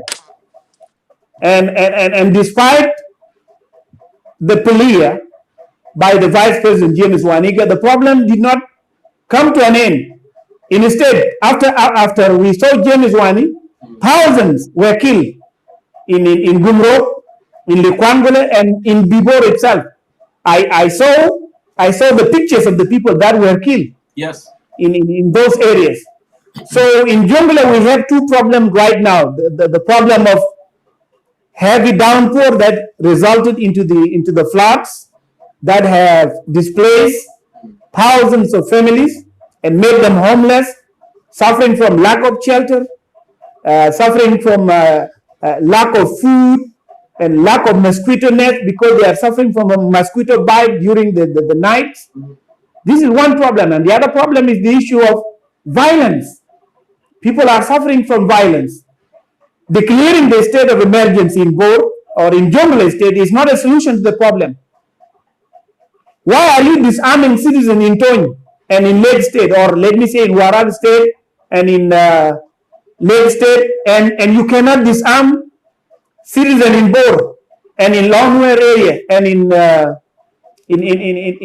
Morley areas? So this approach is not an approach that will bring an end to the problems or to the issue of communal violence in Jonglei State. So this is a clear failure. The government has failed. How many times President Kiir issued or declared the state of emergency in Jonglei? Since 2012, he has been declaring states of emergencies in Jonglei. But there is no end to violence. So this is not a solution. And therefore, the people of South Sudan must understand that the government that they have in Juba, and specifically the president, that the president and his government have failed to find a permanent solution to the issue of conflict in Jonglei State. Yes. Not only in Jonglei State, in Warrap State, in Lake State, and all over South Sudan. So this is what I can say. Absolutely. Welcome, Ustaz Moses Edward. I want to ask another question to Ustaz Dengit here before we wrap it up, because I know the internet sometimes can be an obstacle for us. But let me ask him this question. But please, bear with me, Ustaz Moses. Ustaz Dengit, we have issues of rape in the country, and you have heard me talking about the 10-year-old girl that was raped this week in Juba, and yet. I had one lady yesterday wrote a comment saying that, oh, this is none of your business. And she's a mother and someone who has children. I don't know. I felt so bad. I didn't want to respond to her, but I want to get you to respond. I'm not going to disclose her name. I want you to respond. I saw the comment. Yeah. Do our people really know what a crime that committed is a crime that committed against the human in first place, and against the state, against the government, because the government is there to enforce the laws, so no one else can, commit a crime. I want you to respond on that, and also my last question is for this: United Citizens for Change, our Muwatinun Mutahidun, fi bayanu matasisi. We did talk about the four evils. The four evils, which is mismanagement, corruption, lack of basic services, and the war that have been imposed by the SPLM party of the people of South Sudan. Now, there were not service delivered whatsoever. Massive killing, crisis, intercommunal, this government has been, surviving on dividing people of South Sudan. So now, if the change occur, or what will make change different than President Kir? Or I should put it this way: thing that citizens did not see for all these years. What change is going to bring to South Sudanese people who have been suffering for a very long time? So I want you to comment on the little girl thing that was rape, and then these 4 evils. What South Sudan will look like when Salva Kiir and his government is no longer there. Go ahead, Ustad Dengmi. Okay. Thank you for bringing up this issue of the little girl. Let me talk about women in general before I come to this issue. You know, in South Sudan, I don't know, we have a serious problem in South Sudan because there are atrocities against women in South Sudan. There are issues of rape. Women are being raped, little girls are being raped in South Sudan, whether it is in the areas that are suffering from war or in the areas that are supposed to be areas where there is peace. Juba is the seat of the government of the Republic of South Sudan. And rape happened in Juba. You will now recall the issue of women that were raped in a hotel. Yes. Okay? And in the middle of this week, when I read the report about this little girl, this little girl was raped in a place called Lemungaba. Lemungaba is a residential area in Juba. And the person who raped the little girl is an uncle. And I don't know actually what is wrong with uncles these days in South Sudan. The 3 little girls that were killed in Rock City were killed by a person who is said to be an uncle. And I'm suspicious whether he is really an uncle to those children. Now, this little girl raped at Lemungaba is also said to be an uncle. The little girl was sent by her mother to her uncle's house to go and invite him for breakfast. You see, this is the story. The mother sent her little girl to her uncle's house to go and invite him so that he can come and have breakfast. So when the little girl arrived there, she was molested and then she was raped by the uncle. And when she came back to her mother, she came back bleeding. She came back bleeding and then she was crying. When the mother asked her, she said it was the uncle who did this. So you can see how heartbreaking it is. It is a very sad issue. So in South Sudan, women are raped, whether they are young women or old women, those who are advanced in age. Imagine in South Sudan, a 60-year-old woman is raped by somebody who is 30 years old. What is happening in South Sudan? I think this can be described as moral decay. We have issues of moral decay in South Sudan.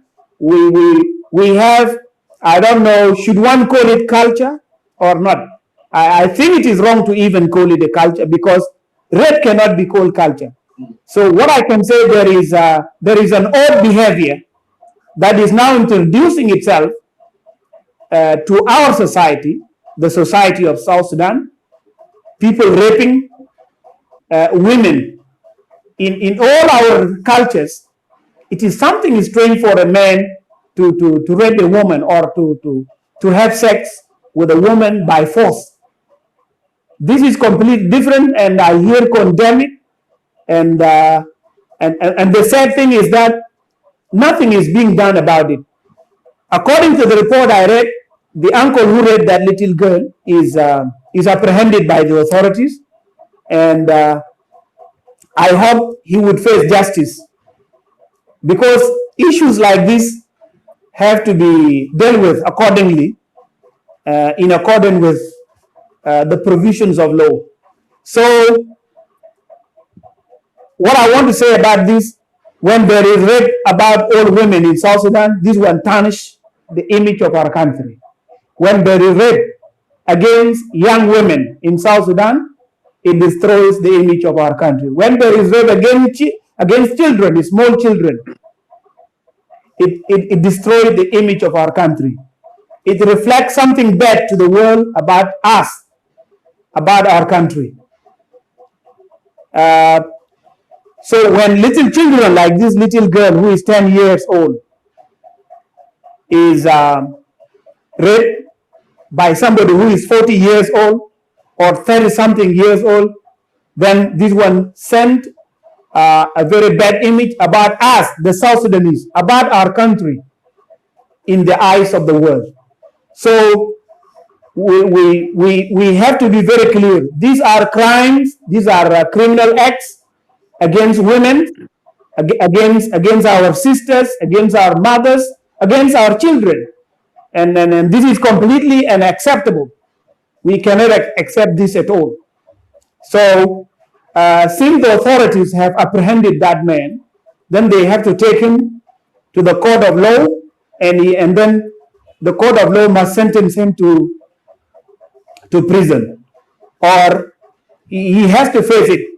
Even he can be hanged, he can be sentenced to hanging until death, because this is completely not acceptable. You are a father and you have a little girl.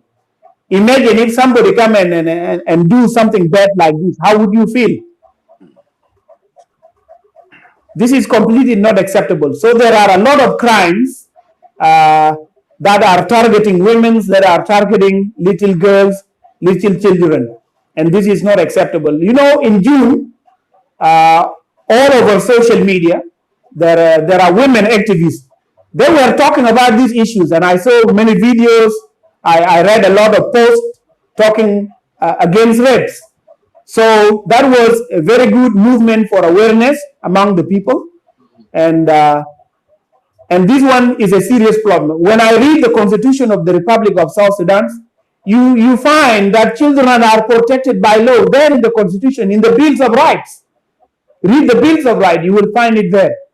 So this is a very serious problem, and I feel very sad reading from time to time about issues of rape against women, against little children. This is completely unacceptable, and the law must deal with this thing. But the sad fact is this, that the government we have in place in Juba is not even taking these human rights violations so seriously. I read a lot of international reports that accuse the government of not being serious about the atrocities and human rights violations that are being committed in South Sudan. Last week I read a press statement by the government of the United States in which it warns her citizens not to travel to South Sudan, because they said that there is violence in South Sudan, there are human rights violations in South Sudan, and rape was one of them. It was there in the statement. So you can see how the image of our country is distorted and tarnished, And that's from in the eyes of the world. Because the incident of a hotel, there were 2 American women who were raped there. The one was, Black American. She was raped in that hotel.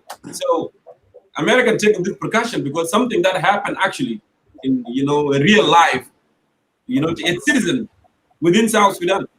Yeah, go ahead. Yeah, so Americans are telling their own citizens not to travel to South Sudan because they are likely to face what crimes, crimes like rape or killing, because they see South Sudan as a very volatile country. There is insecurity all over the country. So this is a real problem, and that's what I would like to say in the end here, that the government of South Sudan is not even qualified to take serious measures against those who abuse women, those who abuse children, those who commit crimes against women in our country. And so I doubt whether that man would really face law. So we are in a country that is not responsible, dear compatriot. I'm so sad to say this, but this is the real situation in our country, and I have to admit it in front of all of you. So this is what I can say. I take this chance to call for justice, if there is actually justice, because I have seen that they have arrested the man, and if they are really serious, then let that man be tried in the court of law. Let him be tried in the court of law, so that he become an example to anyone who would try to do a similar acts against children or against women everywhere in South Sudan. But I am not sure whether this one would be done, because the rule of law is not there in South Sudan. Yeah. We have been crying for rule of law since 2005 until now, and there is no rule of law. They're not enforced. Yeah. Yes, it is not. Laws are there, but they are not imposed to maintain security and order in the country. That is the sad part of the story. Coming to the issue of the four evils, I would like to summarize it briefly so that I give a chance to the other guest, Mr. Moses Adua, to play his role. Take your time. Take your time. Yeah. On the issue of four evils, we said that there is mismanagement, and there is corruptions, and there is war, and there is lack of services, lack of basic services to the people of South Sudan. This has been the situation since 2005 and until now. So since we have mismanagement, our country will not go forward. And that's why we call for change. We call for a regime change so that this regime can go. And then we bring a new regime that will not tolerate mismanagement in all government institutions. A new regime that will deliver basic services to the people of South Sudan. A new regime that will maintain security so that we live in a country where there is no war, a country where there is no cattle raiding, people dying in cattle raiding, a country where there is no people dying in communal fight between the two communities, a country where there is no Lawnware attacking Murle or Murle attacking Lawnware, or Bor attacking Murle, or Bor attacking Nuer, or Nuer attacking Bor, a country where there is no people fighting in Lake State, in the area of Agar, okay, so that you don't see the Atoy of Umbek fighting against the Agar of Pakam, a country where there is no Gok fighting against the Pakam, or the Gok fighting Gok, or the people of Toy, the people of Wanjam fighting against themselves, a country where there is no fight between a War and a Puk in Warrap State, a country where there is no fighting between Mundari and Bor, a country where there is no communal fight between Mundari and Bari of Central Equatorial State, a country where there is security and stability and then prosperity. Because when there is insecurity in the country, these will automatically lead to lack of services. So we would like to change this situation so that we come with a responsible government that will not tolerate mismanagement, a government that will not tolerate corruptions, a government that will deliver basic services to the people of South Sudan, a government that will not allow our country to be in bloodbath and bloodshed as it is the order of the day right now in South Sudan. And we have seen this last week, last Saturday in Tone, people fighting in the area called Rumi, the civilian exchanging fire with the disarmament forces, and as a result, we have a big number of people who have died. And we are yet to come to this issue to talk about it in details. So the change we desire is a change where we would like to see our country enjoying a democratic atmosphere, a change where we would see our country enjoying freedoms of expression, citizens speaking freely. Right now, when people speak, they are killed. You had mentioned earlier from the beginning of the program that journalists are killed when they analyze the situation so critically. Not journalists, even within the ruling party or within the government, when somebody sees something wrong and criticizes it, then he has to pay his dear life or her dear life for that one. So we'd like to bring change so that we create a country where there is no where there is no one killed because of expressing his opinion or her opinion. A country where there is no rape, a country where there is no war, a country where there is no communal violence between our communities, a country where there is prosperity, a country where there are schools, there are roads, there are hospitals, a country where our brothers who are in diaspora can come back and stay without fear of running away again to go back to Australia or to go back to America or to go back to United Kingdom or to go back to any other country where they are resettled and where they have become citizens. This is the change we are calling for, and this is the change we would like to see in our country. A change that will come and so that we say bye-bye to war in Equatoria. Because as we speak now, there is war in Equatoria and people are fighting.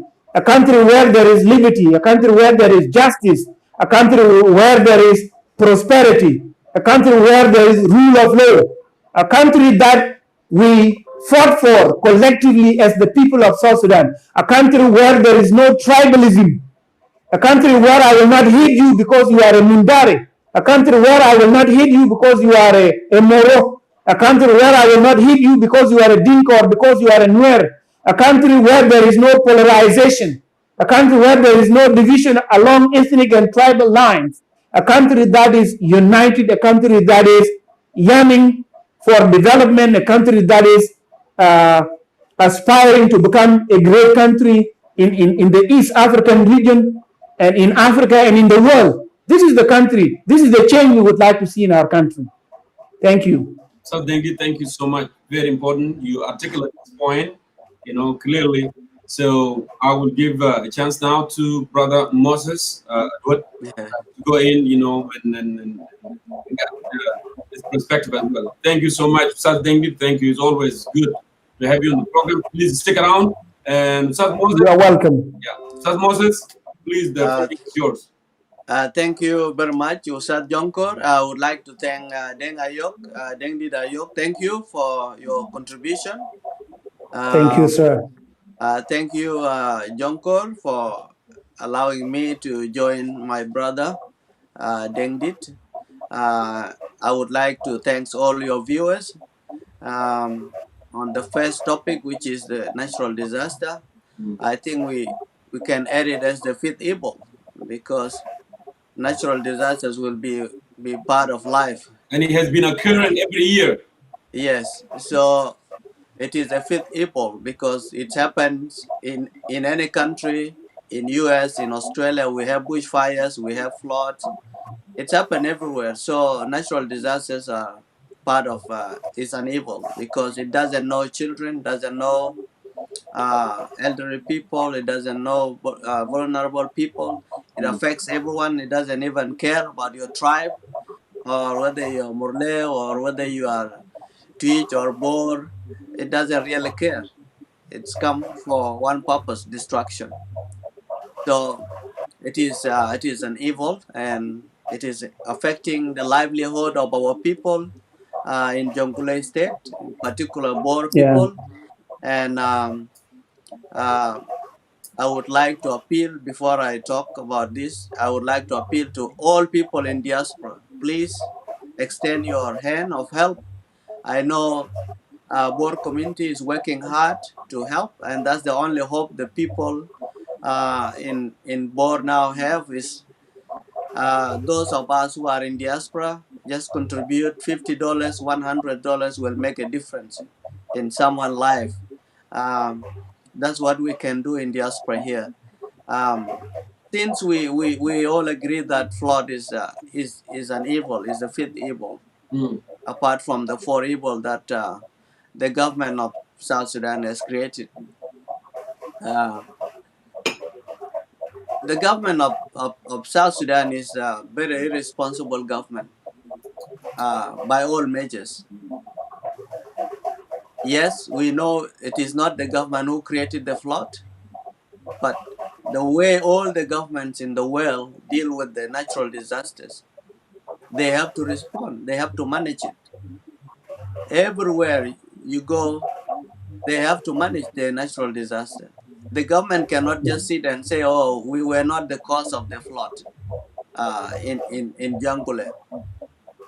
And to those who think that people should not ask for what the government should offer here, those who want to protect the government, the uncle boys and uncle girls and those good boys, let me tell you, every government is responsible for natural disasters except the government of Juba.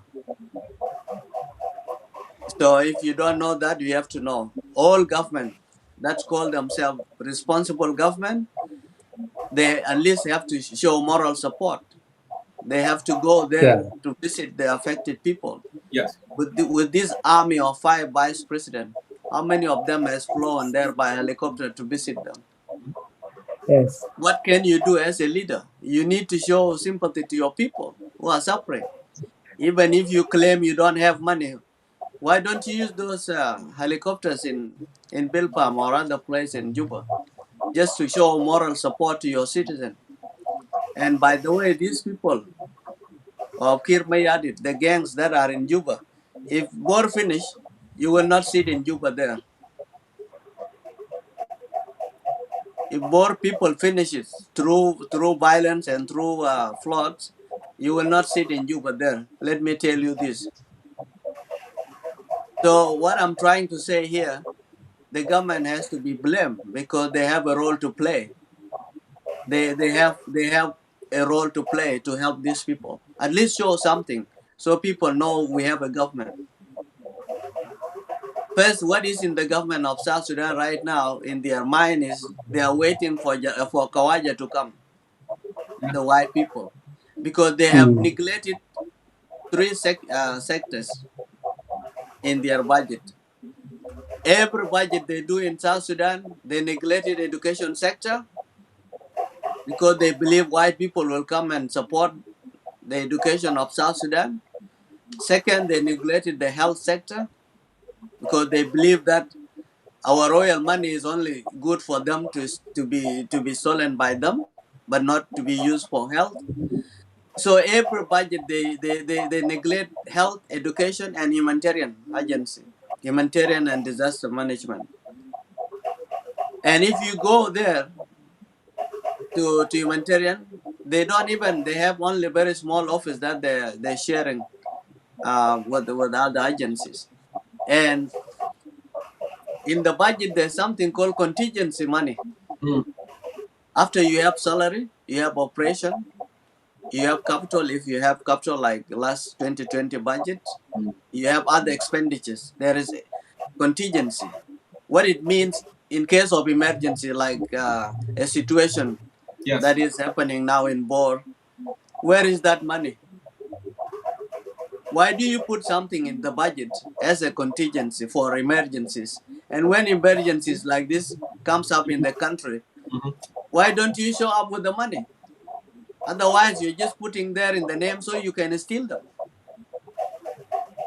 So for people like me, I know what I'm talking about.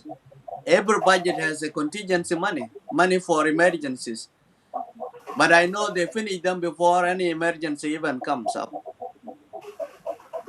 Because they are good in putting things in names, but when things comes up that are calling for action, they have nothing to offer. Apart from silencing people from saying the truth. So if Juba government is waiting for Kawajat, the Westerners to come, let me say this.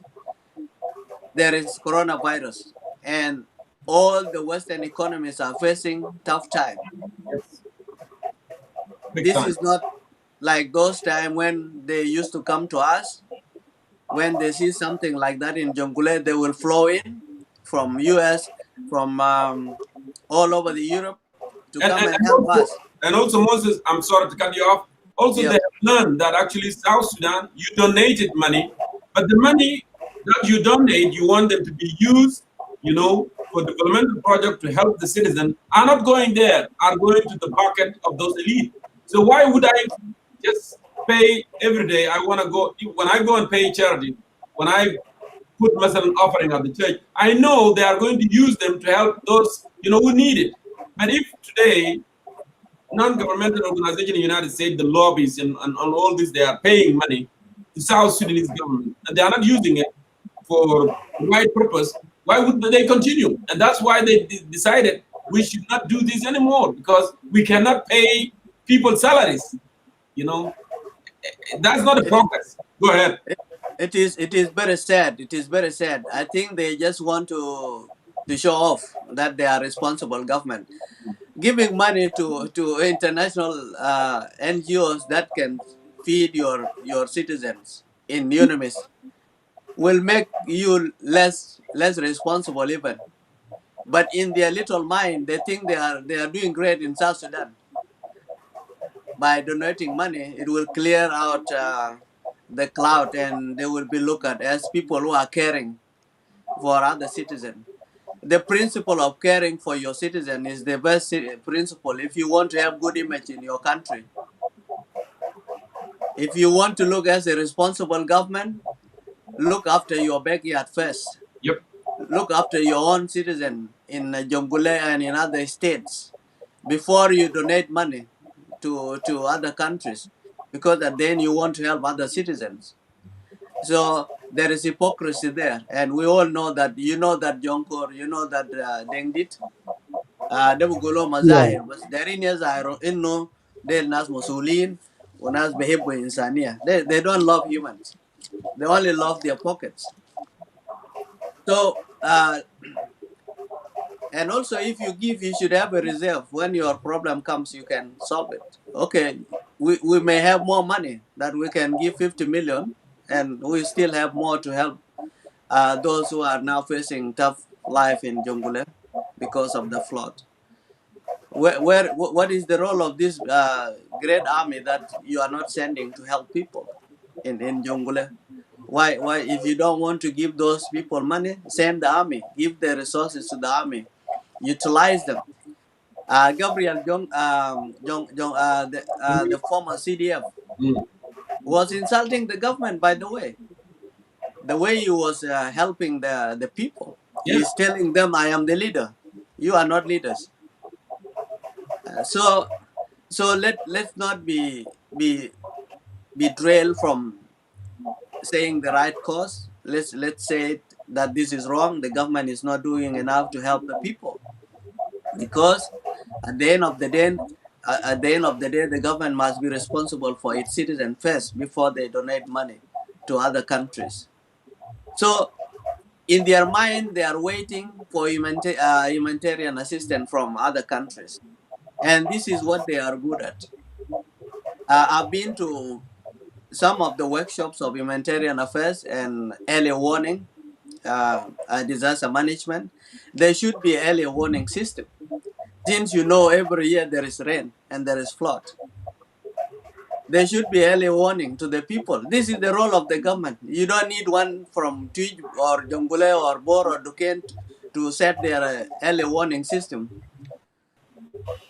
You need early warning system in those areas, the hot spot that have flood, so you can alert people to leave earlier. Some people now in Duquesne have been blocked; they can't even come to teach.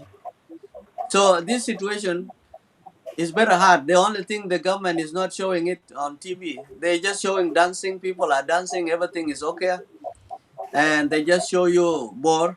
But they have not gone to teach land. They have not gone to Duquesne further. So let's say this government, by all measures, in this case of managing the flood, which is part of managing things, they are not good in managing anything. They are not good in managing anything. So they should go give moral support to their citizens. Maybe one day, these citizens that they are ignoring will help them, will help the country. So this is what I can say. They are waiting for the foreign government to come in, but I believe because of the coronavirus, most Western countries are making it tough with their economies. So they will not have much money that will come for people in South Sudan. Maybe those of us in diaspora will give up some of our bills and support our brothers and sisters there. That's what we need to do, people in diaspora. This is our call. Until whatever time they will wake up from sleeping, those in government will see what they will do. But so far, there is nothing that they are doing apart from focusing on waiting for the foreigners to come and help us. Um, that's the only thing I can say about that. And concerning the issue of rap, it is really heartbreaking issues. It is things that happen every week. You will hear this story in Juba every week or on daily basis. When I was living in Juba there, it's only become a problem to the government if a foreigner is raped. Yanzel ko ajad alamalom rap for hotel da, the U.S. citizen. Then now it is touching their seat.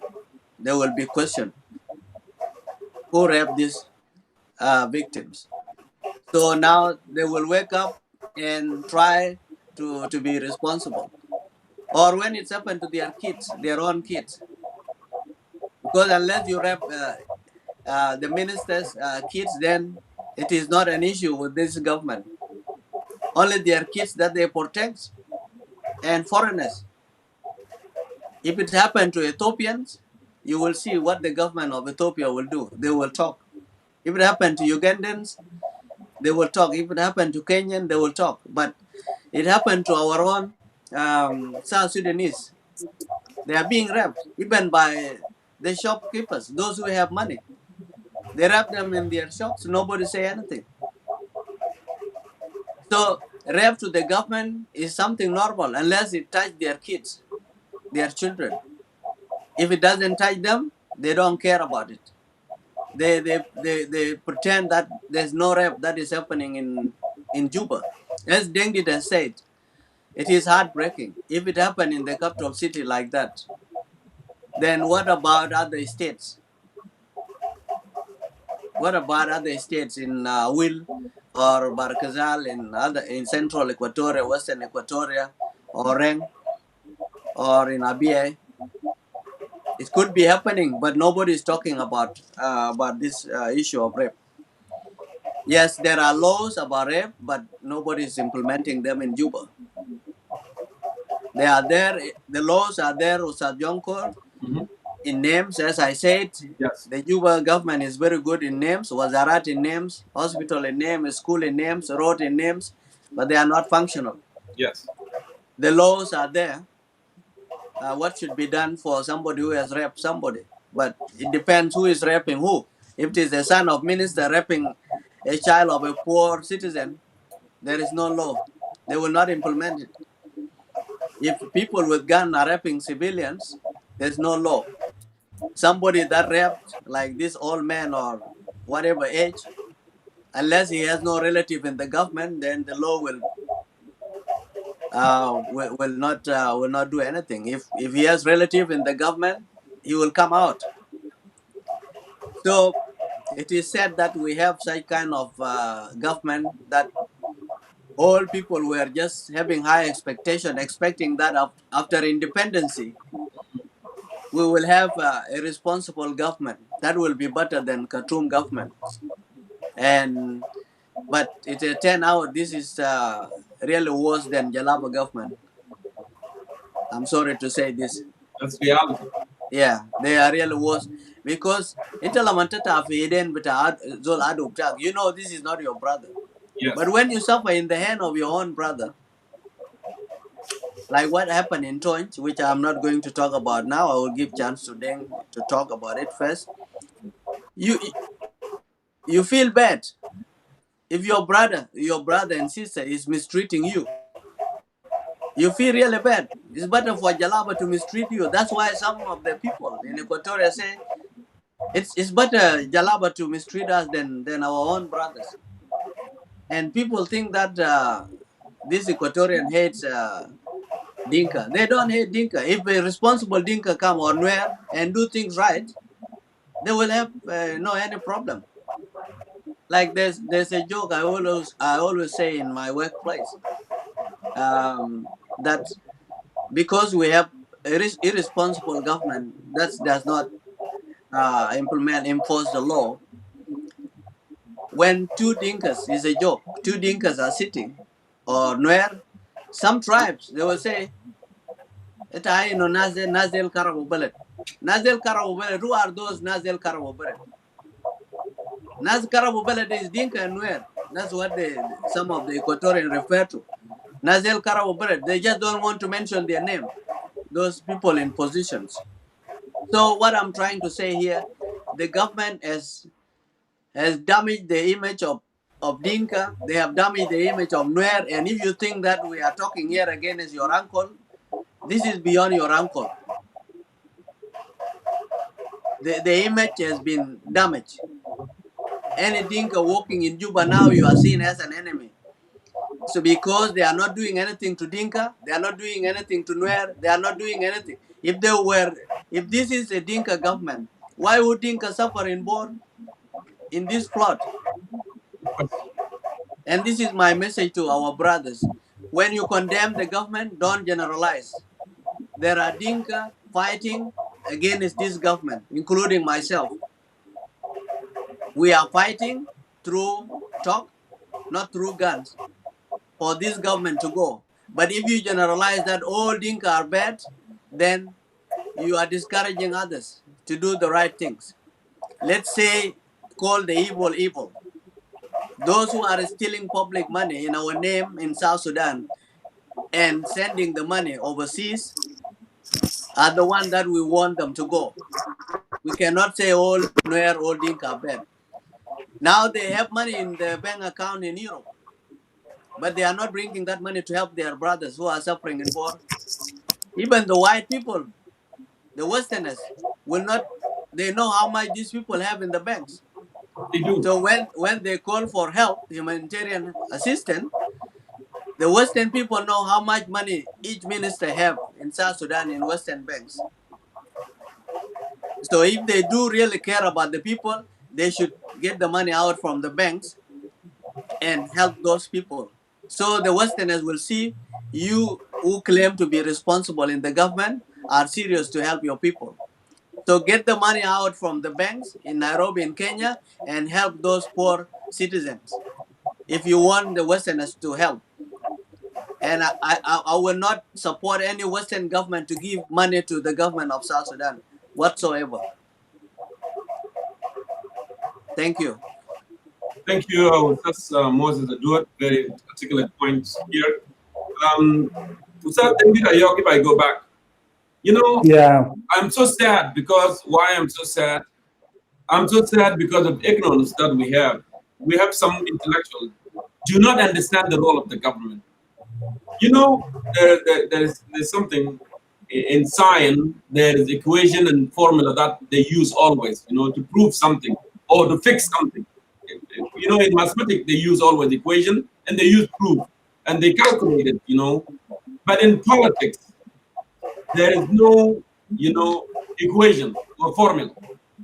In politics, that's why they come out with the term political science. But the term political science is just to make it sound like science.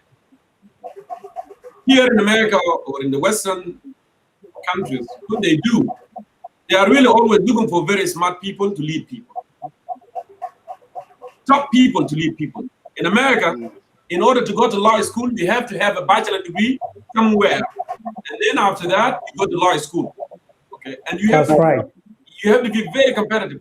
Those lawyers, journalists, judges, they have to be very smart because they are leaders tomorrow. But if you want to be in medical, you know, field, no problem. You still need to be smart. But there are always equation and formula used there, even for the medicine. They mix this and that, and they bring them together, and that will give you the prescription, right? So it's clear. When they go to medical school, they know what they are doing and they know how they are going to treat people. But in politics, they need someone. Disaster will happen tomorrow.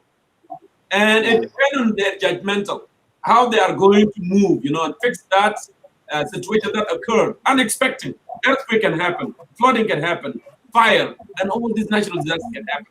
And that's why it requires smart people to be in the leadership, عشان يقوموا بالعمل. ما داير زول بس ما, it doesn't know anything. So the reason I'm saying this, Ustaz Dengida and Ustaz Moses, that what? Yep.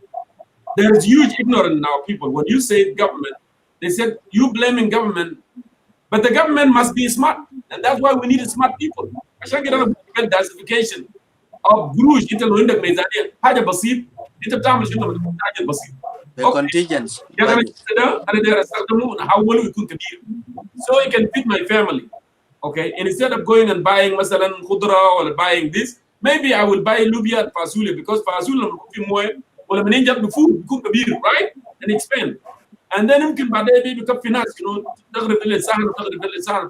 You have oil money, you can use the other aspect by expand. But they require who? They require somebody who's a good brain to do that. So لما نحن نتكلم هنا عن إنه قبل ما عمل وقبل المفروض يعمل يسوي, we know what we're talking about. You got to be really, really good. But in our country, because they are just putting people, it's about who you know. It's not what you know, and it's not what your qualification. And that's why we end up with this, situation. You talk with something about migration. Because of natural disasters that are happening in Jonglei, people are forced to migrate, mandatory migration. That's why they go to Equatoria, and then more problem is happening. We are all aware this government actually survive, when people are divided, when there are, issues in Bibor, issues in Warrap, issues in Agar area. That's what makes them survive, because they don't have a brain and they don't have any way of thinking, putting things together. But when citizens are in problem, actually they are okay, because no one is going to ask about the developmental project on whatever happening in the country.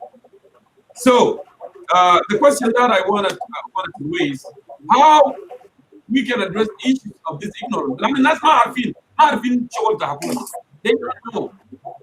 لأن نحن ما كان عندنا حكومة قبل كده. نحن كنا مجتمعات زراعية رعوية. حكومة في الخرطوم ما كان فاضية بين. فعشان كده في ناس كثيرين they don't know anything about the government, and that's why they come here. Oh, these people, they're just a bunch of nonsense. They are making noise, and they don't know that we are citizens and we care, because when you care, that's why you do this. But intellectual, but reluctant and distraction and opportunities like these people, you wouldn't end up working with them. Say, oh yeah, we and so forth. You get a paycheck and then you don't care. But when you care, when you are a citizen, that's why you think. So there is a role here to be played. I want you to summarize, talk about the issue of the disarmament that's happening, because the government is doing it just to protect themselves. They are not doing it because they care about the citizens. They are not doing it because citizens are killing themselves. For how long, the citizens have been having armed and the government haven't acted to get them. So without thinking, I want to yell floor on you, and then you can summarize this, and then we move on. Yeah, thank you, Mr. Jonkor, and I thank Mr. Moses Edward thank you for what he said. I really feel that we have tackled the topic, the first one, very well. Yes. And I thank him for his insights, for what he added on. Coming to the issue of disarmament in Tony, I want to be very clear. I want to be very clear, because what is happening in Tony is not actually disarmament. I said this in June, and we said it in June, yeah, after Carabino was killed, and then in July we said this again. And I want to repeat it again today, that what is happening in Tony is not disarmament exercise or disarmament process. What is happening in Tony is that the government discovered that the late Carabino was the leader of 7 October movement, has recruited Moindiar. We all know Moindiar, right? We do. Yes, from Rumbek. Yeah, from Rumbek. He was a leader of Gelweng. Gelweng are a group of young people who are armed, and their work is to protect their cattle from cattle raiders from the neighboring unity states that comes and raid their cattle.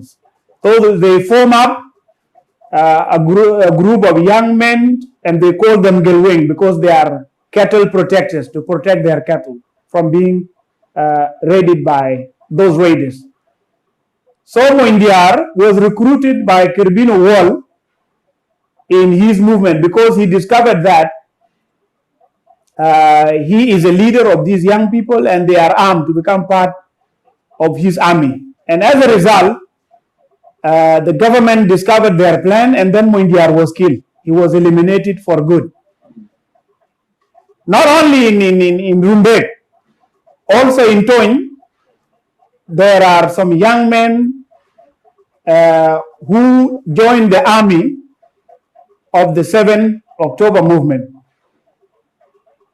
So Kerbin actually was able to recruit young people from Lake State and from Toin to start his movement and then start the fight against the government from the very stronghold of the government, which is, Lake State is a great stronghold of this government. Most of them are government supporters. The same thing in Warrap State also. Most of them are government supporters. So this is what happened in the area. Soon after Kerbino was assassinated by the government, they put down a plan of eliminating the insurgents, okay, or the people they call insurgents or the rebels in the area, the rebels of the 7th October movement. But they don't want to tell the public that they are going to the area to fight insurgency within the area. So they disguise the fights against insurgents in the area under the pretext of disarmament.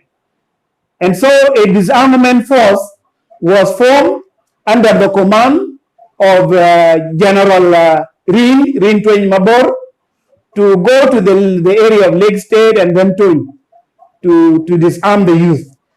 So this is the real story of what the government called disarmament in Lake States and in Warrap State.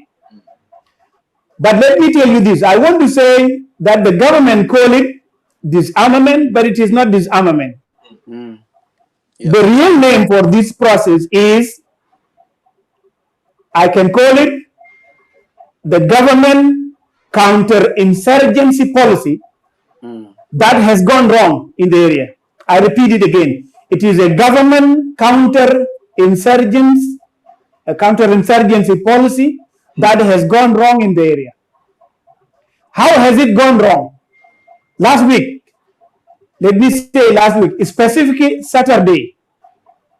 On Saturday, a group of soldiers that are deployed in Toin went to a small area called Rumik in Toin. That is in Toin North. Yes. And while they were in the market, they saw a young man wearing a red scarf on his head. And then one of the soldiers asked him to remove the red scarf. When the government soldiers see someone wearing a red piece of clothes on his head, they suspected him to be a rebel because it is a sign of rebels. It is a sign of blood. This is this is now the true story. So they suspected that young man to be a member or to be somebody who is a rebel of the 7th October movement of Kerbino Wall. So he was asked to remove the scarf, and then he refused. He said, "Why should I remove it? This is my own," and according to the local official that talked in one of the reports, it is a style of the young people in the area to wear that scarf. It is like a fashion in the area. Yes, what did you say? I want to add something too. If they were a rebel too, the government signed peace deal with the rebel. Why should it be a problem? Whether it's an IO or any other group, they have signed deal with the government. Why is it a problem to them? Go ahead and continue.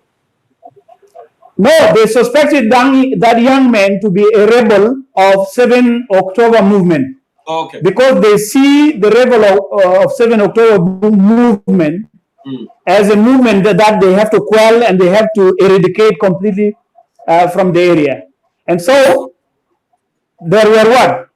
There were squabbles between the soldiers and that young man, and then one of the soldiers shot the young man, and the young man died immediately, died on the spot immediately. And then the group of young men in the area were upset by the action of the soldiers, and then they went and mobilized more youth from the area. And of course they have arms, they are armed. And so they came, and then they exchanged a heavy gunfire. They fought with the soldiers or with the disarmament forces. And during the fight,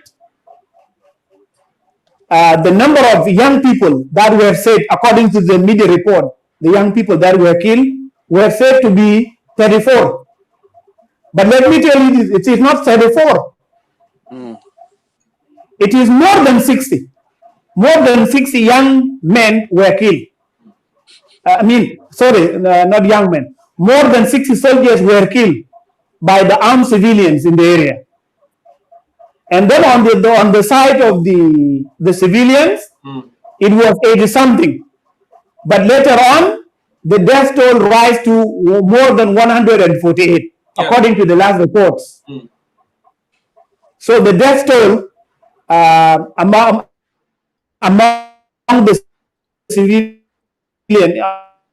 or in the civilian side up to now.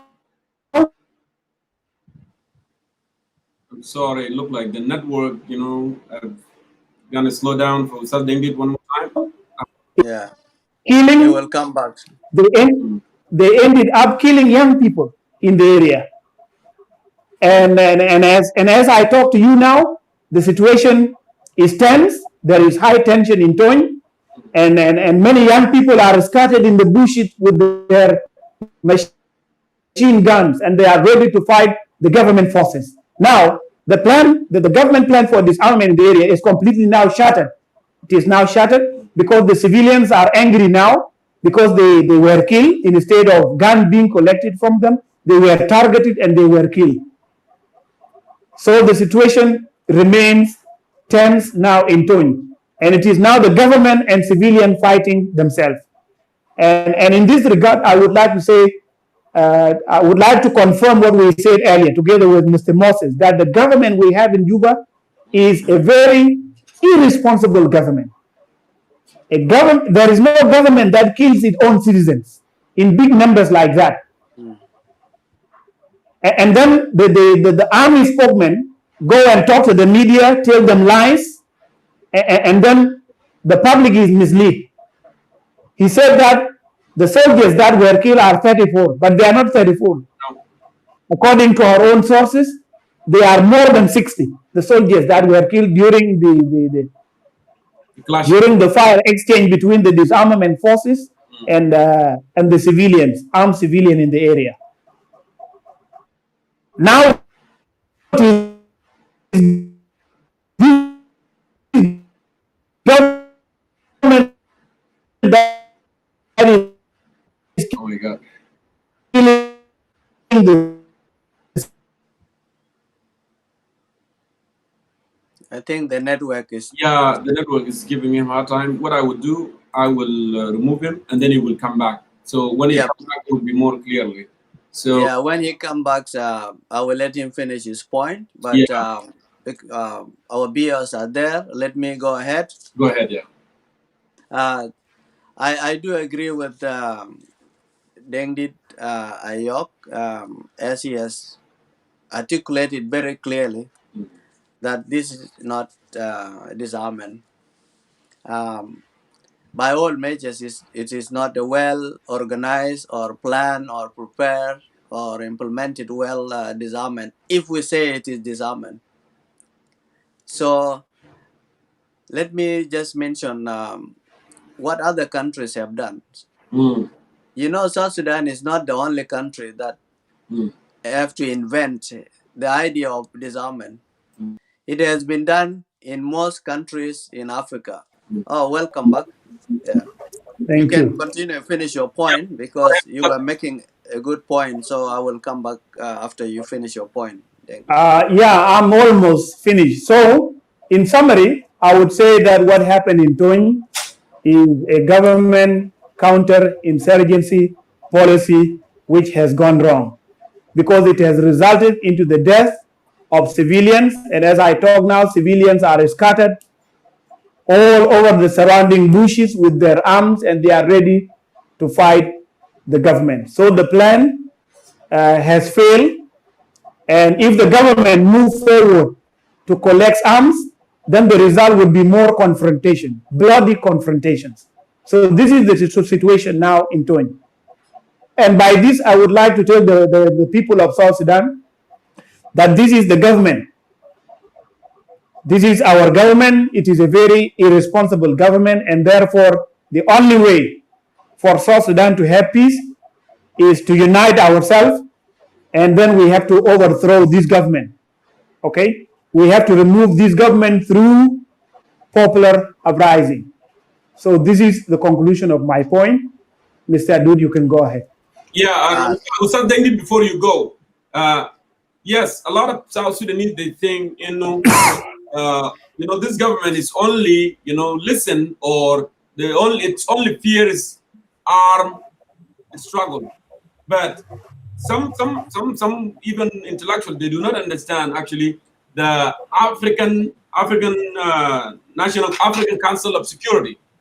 Can you elaborate on that African Council of Security, what they said in 2016 actually about the armed struggle and why United Citizens for Change, why we choose the peaceful removal other than the armed struggle? Can you elaborate? It is actually, it is actually a continental policy. Okay. They said that they have to silence guns all over Africa by 2020. This is the year. They said that they would like to see guns all over the continent silenced. And so as the government of South Sudan go shooting the civilians and killing the civilians, it means that the government of South Sudan is not moving forward with the rest of the continent in the policy of silencing guns by 2020. And so we would say this is a violation of the African Union policy of silencing gun by this year. And the year is almost coming to an end. We have only 4 months left to the end of this year. Yeah. So you can see the government of South Sudan does not abide by the continental policies and the directives that come from the African Union. And this is what we are doing actually. The United Citizens for Change is a political movement that is calling for change through peaceful means.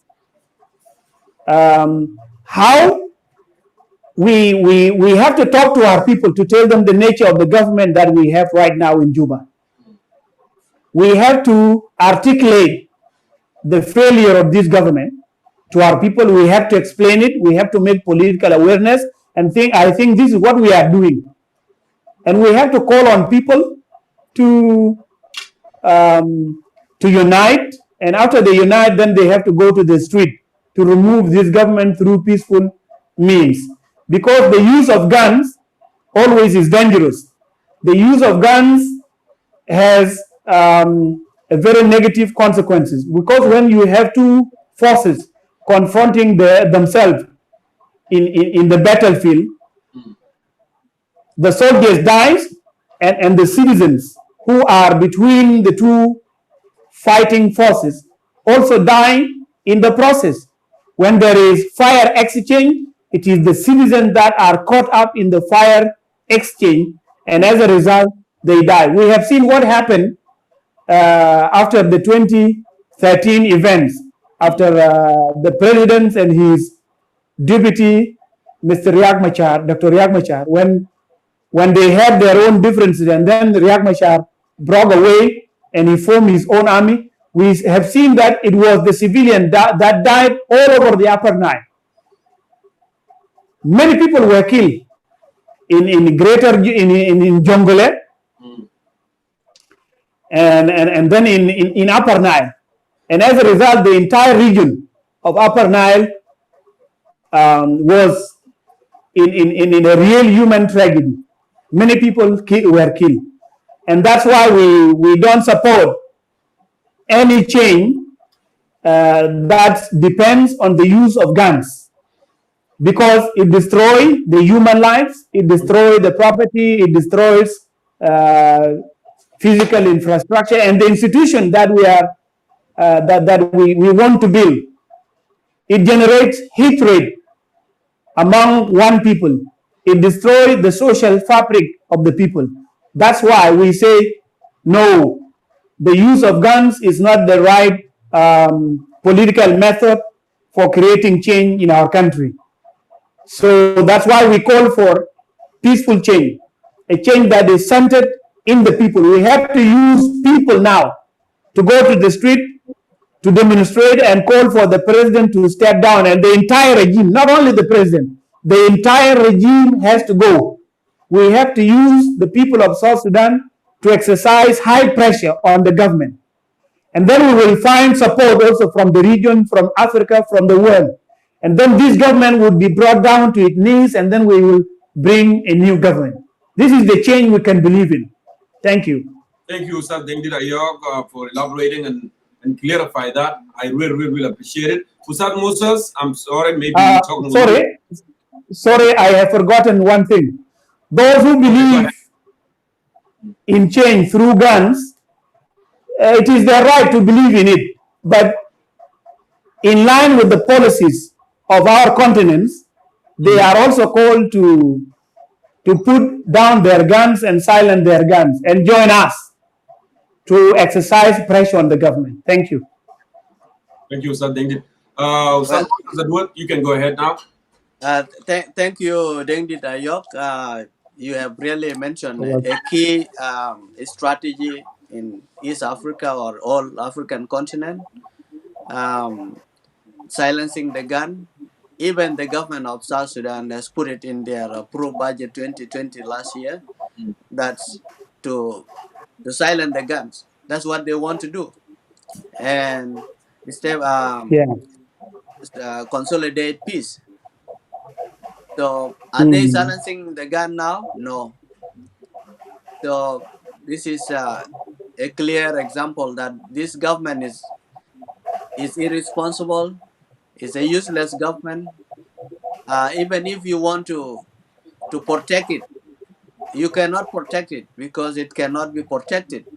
It will expose their weaknesses no matter what. Like what they have done in this disarmament only shows how weak is this government to misplan if there is something called disarmament.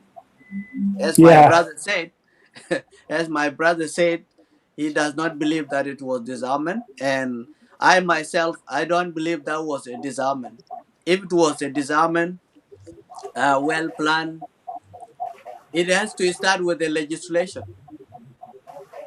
The national parliament has to have to pass a legislation to address it at national level, not only in one state. It has to be addressed as a national issue to be started simultaneously in all states, all the hotspot states. Start in Upper Nile, in Equatoria, in Warrap, in Lake State. But some states have rebels in Equatoria. How would you disarm the citizen that you cannot protect? You can't protect their lives, you can't protect their cattle. How do you disarm them?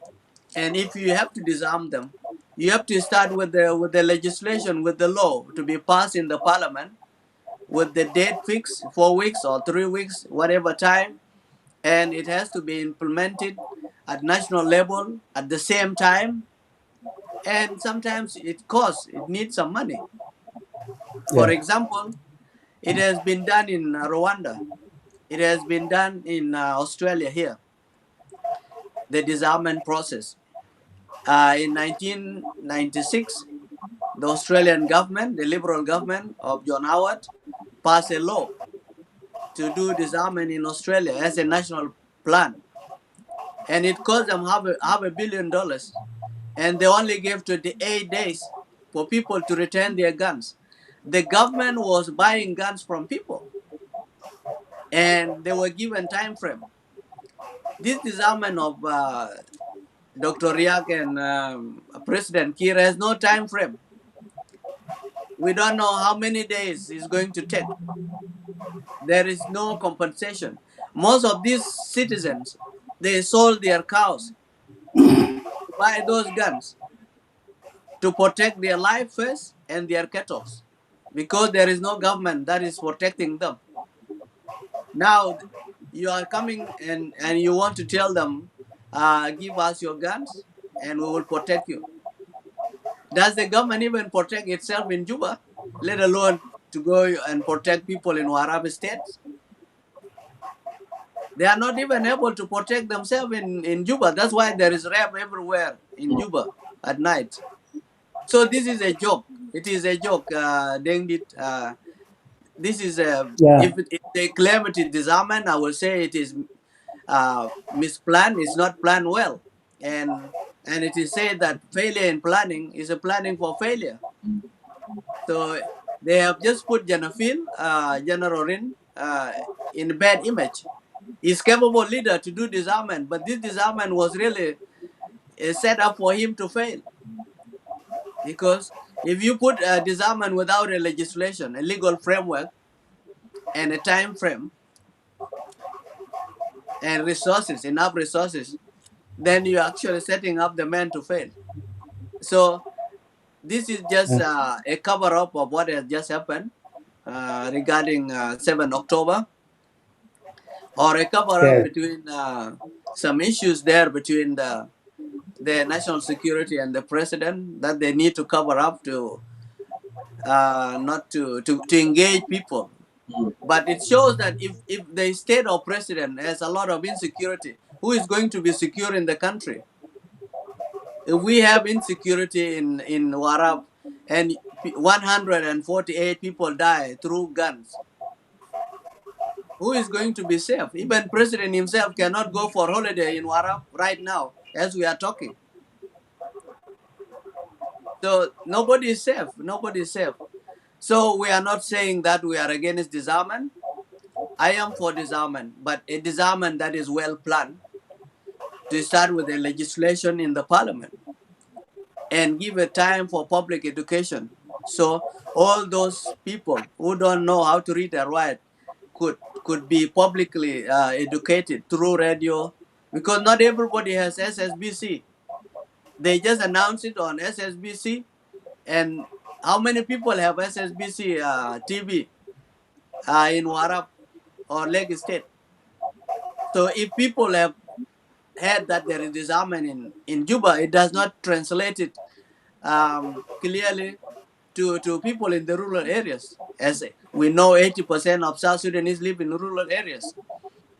So Yeah. you need a law and give time for public education and compensate those people who have sold their cows and cattle to buy those guns to protect their lives. Because I'm very sure if those young boys in Warab who were killed were protecting Kir government, fighting against the rebel of Riyak, the same government would say they are a good citizen. They are good citizen. But seeing that's what is happening in Warab has no connection with what the government really want. They are against the will of the government. They are not actually happy with the government. Because having the truth is one thing, but how you say that truth for people to understand is another problem. Yes, disarmament could be a good thing for South Sudan, but how is the government selling it now? By calling young people by force, by fighting over the red scarf? Is that the purpose? Were you going to disarm people from wearing any red cloth? Or are you going to look for guns? If you were going to look for guns, why do you care about what people are wearing? So this is the what it shows, that the people that have guns, the government has to know they are villagers. They are illiterate, but they know their rights. They know their rights. They know tomorrow if they give their guns, who is going to protect them. Mm. So that they don't have to go to school to know that. Otherwise, they would have not survived in 21 years war when there was no Kir government protecting them. So these people need to be treated with dignity.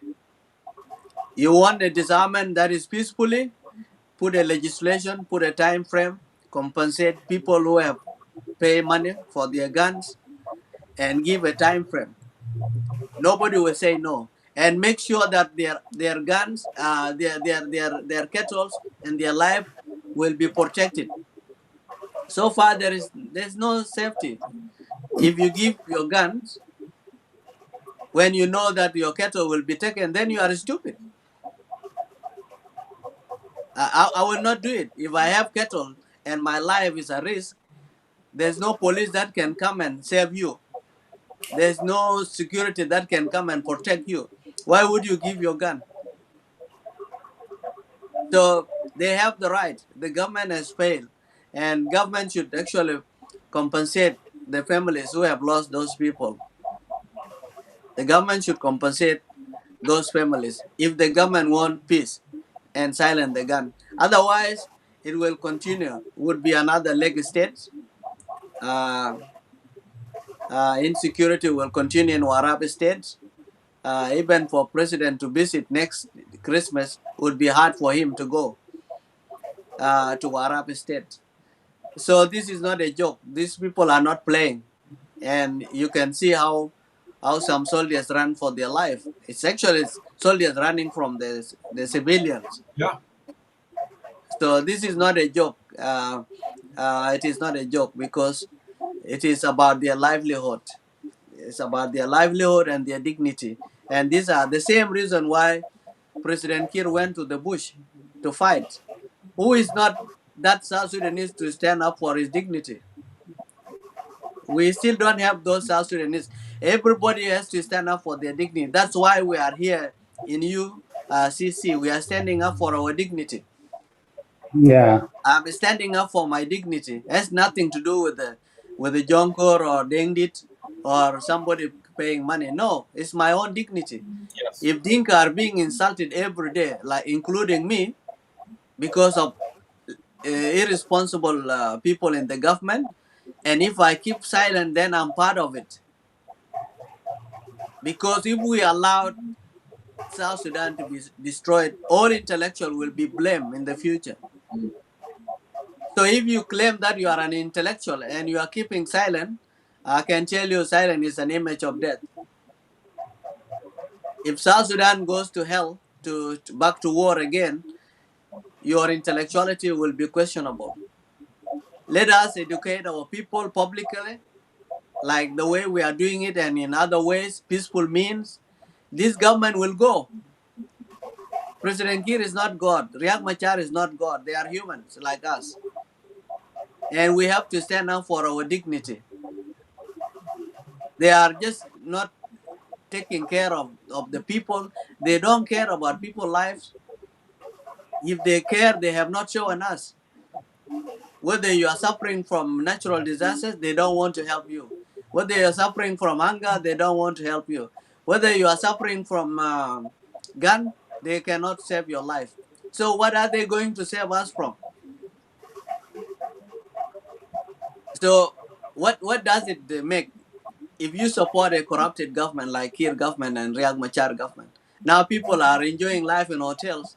They don't care about those poor people in Jonglei. If we keep silent today, do you think they will change their mind tomorrow? No way. They will not change their mind. They will continue to take advantage of our people because they think that we don't know our rights. But we have to talk so they know there are some people who know their rights. At least we know our rights. We are not asking them to distribute money to people. We are asking them to be responsible government. And they should know what is responsible government in the first place before they involve themselves in the government. So if they don't know and they found themselves in a wrong way, we have to remind them, you are in the wrong place. The government is not your family business. It's not your tribe thing. It is the life of all people, including your grandkids. You have already enjoyed your life, but your grandkids, their future is in what we are saying now. What Deng did is saying, what Mayol is saying, what all of United Citizen for Change are saying is for the future of Dr. Riak kids and future of Salva Kiir kids. Because what they are doing is not for their kids' future. What we are saying here in this forum is for their kids' future. So you have to understand that if you are an intellectual and you don't want to say the truth, your intellectuality must be questionable. So this government has to go. It has to go by us telling the people the truth. I remember when Dr. John came to my area back in 1983, my people in Aliab were saying, what is Dr. John fighting for? It was a legitimate question. People laugh at those people because they did not understand what Yep. Dr. John was fighting for. Mhm. Earlier people asked, actually, what is Dr. John fighting for? Dr. John, are you fighting for land? Why don't you come here to Aliab? We will give you some piece of land. But later, when they understood the cause through public education, through sharing stories from other people, they understood it. And they stood with the liberation for 21 years, financing that liberation with their kids, their lives, their cattle. They have never rebelled. Like those of Riek Machar enjoying hotels, they understand how much Aliabas contribute to South Sudan. But in the first place, they say, what are people fighting for? So it's not bad, Jonkor, for people to ask us, what are we talking about in United Citizen for Change? We don't need to be upset. We just need to explain to them. Because sometimes what you don't know is your enemy. So what our people don't know is their enemy. Even President Kiir, what he doesn't know is his enemy right now. The same thing with Dr. Riak. So we really need to continue with this debate. And those who want to keep silent, let them keep silent. But for us, we will continue to talk. Thank you. My son has want to interrupt me, so I will let Dengdi to say anything. Maybe he needs something from me. Thank you. Ustaz Moses, So, I really appreciate it. I'm going to go ahead and remove you, and then I will remain yep, Dengdi. yep. So Thank. thank you so much, gentlemen. It's so phenomenal, phenomenal. This debate must continue as it is. And like I said from the beginning, yes, you raised a very good question. Ustaz Moses. That people sometimes they ask, what are you fighting for and what it is. But the fight now, people are feeling it. It boils down to the dignity. People don't have food for the day. They don't have hospital. They don't have medicine. They don't have nothing. And these are the core values that we have been fighting with: justice, liberty, and prosperity. And sometimes to get a question from someone who call himself an intellectual, it would be so disgraced, because they know exactly what's going on wrong. They know what fight was all about, and yet doesn't want to acknowledge there is a lot of the poor evil that we have in our country, mismanagement, the lack of services, okay, the corruption, and the war that have been imposed on the people of South Sudan. So these are really, really crucial. So I would love you to conclude, and so we can move on from here. We spent a great amount of the time tonight, but yes, we need our people to know. It's not going just to be here on the social media. Word of mouth play a big role. A very long time ago, when the liberation movement started, they did not have even started with the radio. They did not have television. They did not have all this communication. But the word of mouth has an effect. As I said from the beginning of this show, that actually our people, they are trusted. They trust us more than they trust the government. They get information from us other than getting from the government. They have no mistrust. They know that the government killed them. The government that loot them doesn't deliver anything to them. And yet just keep killing them. So you describe what happening in Tony accurately or something. So I give you the floor so you can go ahead and summarize and have a last word so we can move on from here. Go ahead. Yes, I think my last word will be a summary to our people. Yes.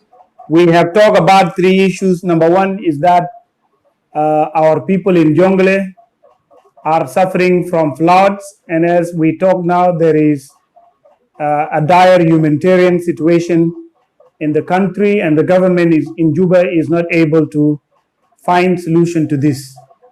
The other thing is the violence, the communal violence between the three communities of Lao Nuer, Bor, and Murle. The government has also failed to bring an end to the war. And as a result, the president declared a state of emergency in Jonglei State. So you can see in the issues to do with Jonglei, the government has failed. The government did not stop the communal fight, and because the fighting did not stop, the government was forced to declare the state of emergency in Jonglei State. So you can see that the government is not responsible. It has failed to find solution to the Jonglei complications. Coming to the disarmament in Tony, Brother Moses has touched something very good. He touched something on the issue of the director Mm-hmm.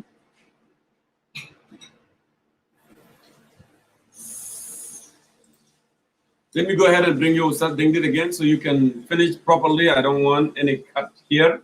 Just go ahead and push that thing, and then it should route you back so you can finish your summary here.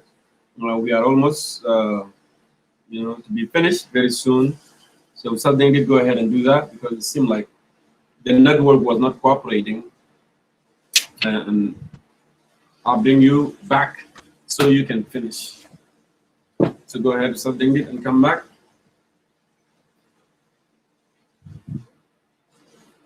I apologize for inconveniencing Jama.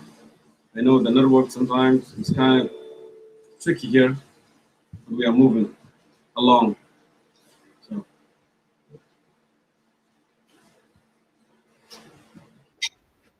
I see you, Ustad Dingit. Yeah, I was. The farmer. Yes, I went ahead and remove it because so it can refresh itself. Go ahead, Ustad Dingit. Yes, I was saying that the National Security Director has also caused more chaos in Tony because he has forces on the ground, and those forces have set up illegal checkpoint, and they do take money from civilians coming from WOW, the civilian who are moving between Tony and WOW, and so this also resulted into the killing earlier. So this is another problem that is caused in Tony. So what is happening in Tony, dear compatriot, is a government counterinsurgency policy which has gone wrong. And because it has gone wrong, the government now is engaged in killing the people of Tony.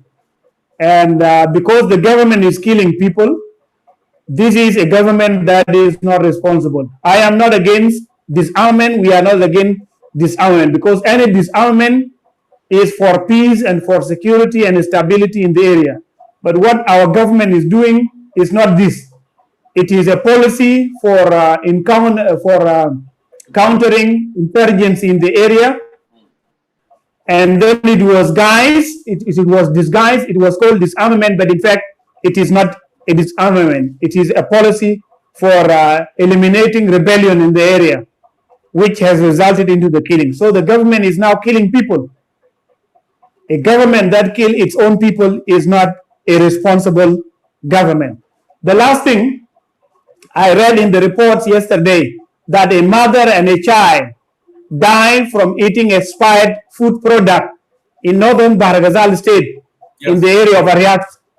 And the reason why they add the expired sorghum or the sorghum flour that has expired, they add it, is that people are suffering from hunger in some parts of northern Bahr Ghazal, and not only in northern Bahr Ghazal, even in Juba, people are suffering from hunger because the prices of basic commodities are very high. And as I talk to you now, they said in a will the malwa, the zura, the malwa of zura is now is now for how do you call it? It's like more than 200 pounds. It is now more than 200 pounds, which citizen cannot afford, which a soldier in the SSPDF cannot afford to buy for his family because his salary is only 1,000 pounds. Actually, so our people are suffering. It's 6,000. And yes, 6,000. And this year there was delay in rain in northern Bahr Ghazal and other. Let me say the northern part of Bahr Ghazal region. There was delay in rain, and therefore the crops are not harvested in time. We are now in the month of August. In this August, people were supposed to eat from the fruits of their farms, yes, or from the crops of their farm. But as a result of the delay in the rain, they did not they don't have something now to eat from their farms. Right. And so people are suffering, you see. And it was heartbreaking yesterday to read this news from one of the media outlets, that is Radio. So we call on our people that the government has failed to solve the problem in Jonglei, the communal fight, and the issue of floods, and we have prescribed the solution already for solving this problem. In Toin, the government is killing people. Hunger, people are suffering also from hunger. So what is the way forward? The way forward is that we, the people of South Sudan, have to come to the conclusion that the government we have in South Sudan is not a responsible government. It is a government that is killing us. It is a government that is displacing us. It is a government that give firearms to the citizens and then come up with fake plan of disarmament and then rearm the citizens again. How many times this disarmament exercise has been conducted, carried out or conducted in those areas, whether it is in Lagos State or Warrap State or in any other state, even in Jonglei State. And then it is the same government that give guns to the citizens. They sell guns to the citizens. So if they call it disarmament, then let us wait for 1 month, 3 months, 4 months, and you will see people with those guns again fighting themselves. So the way forward is for us to understand, the people of South Sudan, that the government we have is an irresponsible government. Therefore, we have to unite. We have to stage peaceful demonstration across South Sudan to force this government to go. So the way forward is regime change. And nobody will do this. It is myself, it is you, it is all of us, the people of South Sudan, that will bring an end to this government so that we free ourselves from this permanent psychological torture that we go through every day. Because we are tormented. Every time you read about people killing themselves, you read about someone, a woman raped or a little girl raped, you find people killed in Jonglei. So there is no security, there is no stability in our country. Therefore, we have to unite ourselves. We have to come together and say enough is enough. We have to force this government to go so that we have a new government that will take South Sudan into the promised land of security and stability, service delivery, good governance, management, and a safe and secure South Sudan. A South Sudan that you will be feel proud of. A South Sudan that will not come up in the list of failed state in the international reports. A South Sudan that we will have enough food to eat and enough food for the next generations. This is the change we believe in. Thank you very much. Sadengida York, it's always good to have you. Thank you so much for staying late and continuing to articulate, your point. It was an honor having you on the program tonight. Thank you so much. Have a lovely night. Thank you. See you next time. With that, I really appreciate, everyone who participating in tonight, program here with Concerned Citizen of South Sudan. Thank you so much for staying and for being part of this. Of course, no one is going to come from outside to sacrifice for us, except us. So I call upon you one more time as UCC. As calling you United Citizens for Change. It is United Citizens, it's not United Citizen, with S on citizen. United Citizens for Change, all collectively to put our together. Because this regime, since 2005 all the way 2020, we haven't seen any single thing that they have done to the citizen of South Sudan, other than supplying the citizen with the gun to kill themselves so they can be eluding ourselves. It is a time. This is a change for you. This is a change that we believe in, because South Sudan without this regime, South Sudan without Salva Kiir is going to be prosperous nation and progress and flourish and move forward. Because these are the core values that people of South Sudan, whether they are from Awil or from Torid or from Buma, from Brang, from all over, from Abyei, they went together, they walked, they marched together to go and fight the regime in Khartoum so we cannot be marginalized. So it is a call for you. The only thing that left with us now is the dignity, and we have to be working for this call. So my beloved countrymen, South Sudanese, whatever you are, thank you so much for being part of Concerned Citizen of South Sudan, and we got this, and we are in it together. This is the time we got to turn the page and write a new chapter in our country history. If we don't do so, and then we are going to be down always. Let us focus our, power. Let us focus our ability for a new change. Let us not always look back and keep continuing it. This is what happened in 1991. This is what happened in 1984. This is what happened in Kokor, and so forth. South Sudan is in one nation that should progress and live under one equal and fairness and justice for all of us. Until then, we meet, inshallah, next week. Thank you so much for being part of this and continuing to support this UCC, Concerned Citizen of South Sudan. United Citizen for Change is calling upon you now to unite and leave all the differences behind and move on with this. Thank you so much. Have a good night.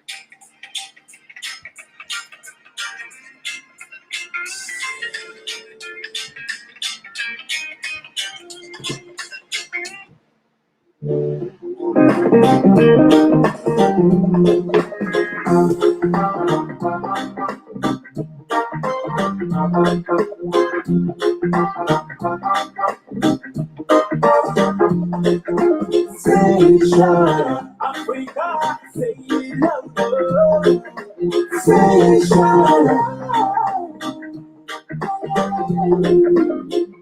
Salam alaikum, assalamu alaikum, salam alaikum, assalamu alaikum, salam alaikum, assalamu alaikum, salam alaikum, assalamu alaikum. We stand, we fight, we fall. All we need is freedom. All we need is freedom.